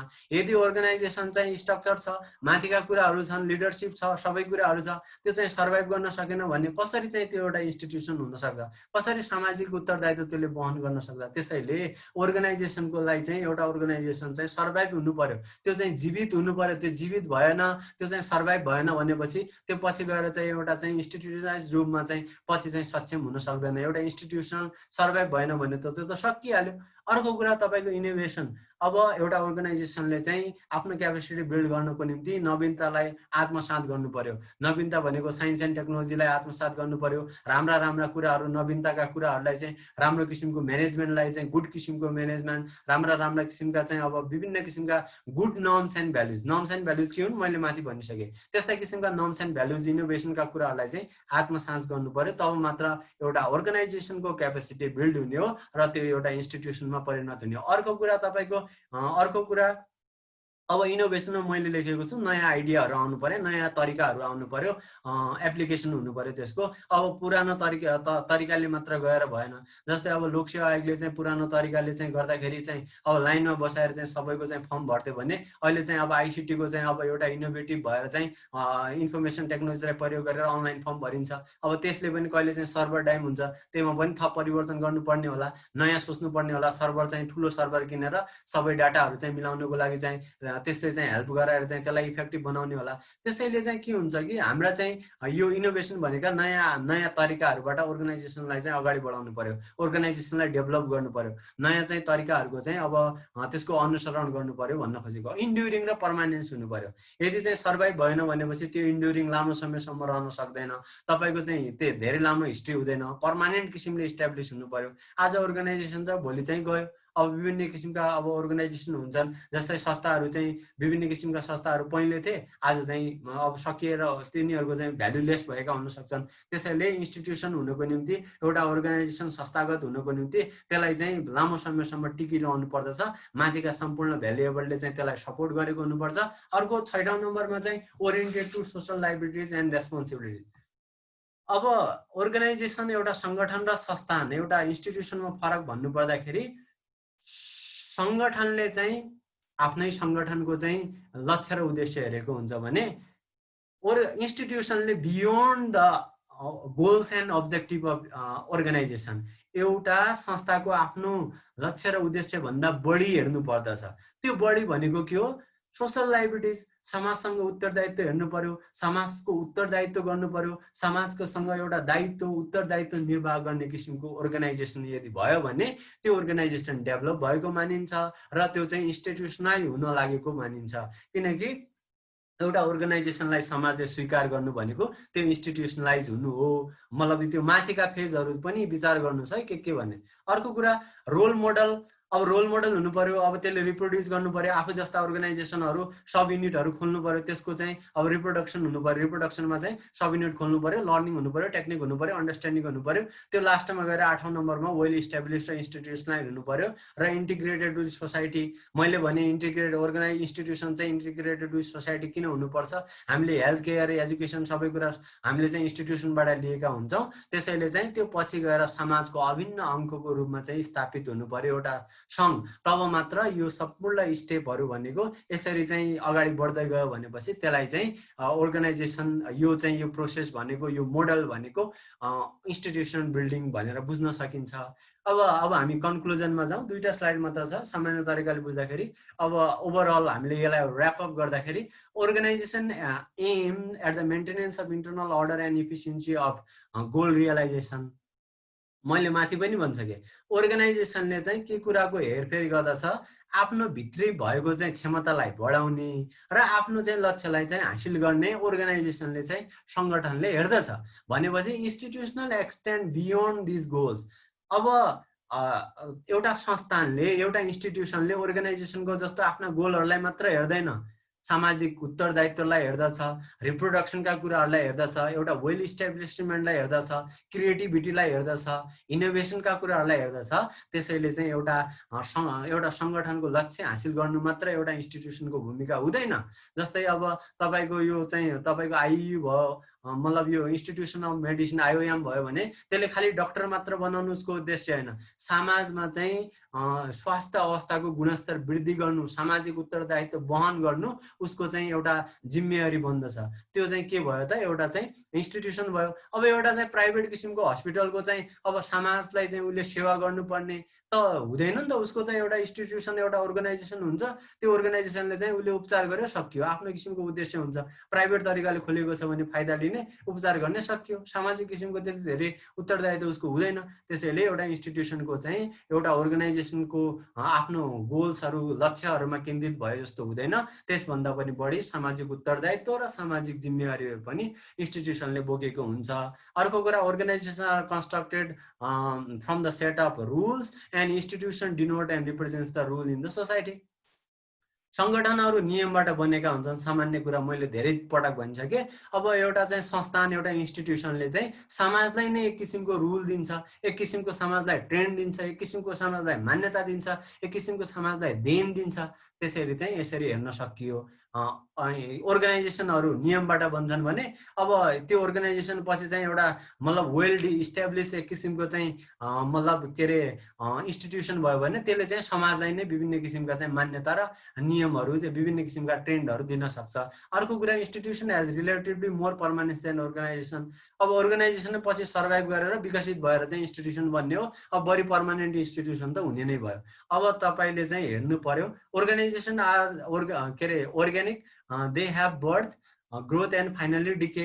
अब अर्गनाइजेसन सङ्गठनहरू के हुन पनि सक्छन्, तिनीहरू चाहिँ निर्माण भइसकेपछि तिनीहरूको अलिकति ग्रोथ भयो, तिनीहरू इन्स्टिट्युसनलाइज नभइकन, संस्थागत नभइकन तिनीहरू कोल्याप्स पनि हुन सक्छन्, तिनीहरू चाहिँ हराउन पनि सक्छन्। अब तपाईँले यो चाहिँ पहिलो गोल्डन कलरको कुरालाई अलिकति फोकस नभुल्नुपर्ने कुरा हेर्नु पर्यो। एकैछिन है, मलाई चाहिँ यो माइनस गर्न अलिक प्रब्लम भयो। ल, इन्स्टिट्युसन आर मोर इन्ड्युरिङ भनेको लामो समयसम्म रहने, have the capacity of continuous growth. अब विभिन्न किसिमका मन्दीहरूमा विभिन्न किसिमका चाहिँ उतार चढावमा पनि अगाडि बढ्न सक्ने, ग्रो गर्न सक्ने अर्गनाइजेसनहरू इन्स्टिट्युसन हुन्। Ability to cope and adapt under the diverse pressure and pull of the thrust into the future. अब भविष्यमा अब विभिन्न किसिमका भविष्यतिर केन्द्रित हुँदाखेरि विभिन्न किसिमका उतार चढाव आउँछन्, विभिन्न किसिमका थ्रस्ट भनेको फोर्सहरू आउँछन्, प्रेसरहरू आउँछन्। ती प्रेसरहरूलाई चाहिँ अब सबैलाई सामना गर्दै अगाडि बढ्दै विभिन्न किसिमका भेरिएबलहरू, विभिन्न किसिमका सूचकहरूमा चाहिँ राम्रो अब्बल हुँदै अगाडि बढ्नु चाहिँ अब यो चाहिँ यसरी अगाडि बढ्नु भनेको इन्स्टिट्युसनलाइज हुनु हो, तपाईँको वेल इस्टाब्लिस हुनु हो। यो चाहिँ इन्स्टिट्युसनमा यस्तो किसिमको प्रोपर्टी हुन्छ। In addition to having the impact of the society or the community in which they expect. अब यो चाहिँ इन्स्टिट्युसनहरूमा समाजको पनि एक किसिमको चाहिँ प्रभाव पर्दछ। समाजलाई चाहिँ राम्रो किसिमले दियो भनेपछि राम्रो किसिमको प्रभाव पर्ने भयो, समाजलाई राम्रो किसिमको दिएन भनेर नराम्रो प्रभाव पर्ने भयो। राम्रो प्रभाव त अब तपाईँलाई अब धेरै एक्सप्लेन गर्नु पर्दैन, नराम्रो प्रभाव कसरी पर्दछ। टियुले चाहिँ राम्रा किसिमका प्रोफेसर दिएन, राम्रा किसिमका लेक्चरर दिएन भने नेपालको शिक्षा प्रणाली त डामाडोल हुन्छ। अब हाम्रो चाहिँ आइओले राम्रा किसिमका इन्जिनियर दिएन भनेपछि त हाम्रो चाहिँ इन्जिनियरिङ इन्फ्रास्ट्रक्चरहरू एकदमै बर्बाद हुन्छ। त्यसैले इन्स्टिट्युसनले चाहिँ यो चाहिँ समाजलाई चाहिँ प्रभाव गर्दछन् भनेर बुझ्न सकियो। अर्को कुरा है त, अब लास्ट स्लाइड हो, त्यसपछि म तपाईँलाई थ्याङ्क यू भन्छु अहिलेसम्म सुनिदिएकोमा। दे पर्फर्म सर्भिसेस, इन्स्टिट्युसनको कुरा गर्दैछु है। They perform services and function which have valued in the community.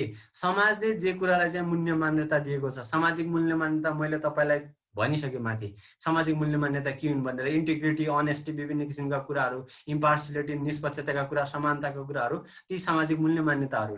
अब ती कुराहरूलाई, ती भ्याल्यु दिएका कुराहरूलाई चाहिँ इन्स्टिट्युसनले सर्भ गर्छ, तिनीहरूको सेवा गर्छ in the valued in the community and the society and also play the role to change the inducing to the change protecting agent in the society. सही कुरालाई चाहिँ इनोभेसनका कुराहरूलाई आत्मसात गर्ने र नकारात्मक किसिमका चाहिँ परिवर्तनहरूलाई चाहिँ रोक्ने काम इन्स्टिट्युसनले गर्दछ। While all the institution basically start with organisation, it is only the few organisation that survive, grow and adapt and achieve finally an institutional status.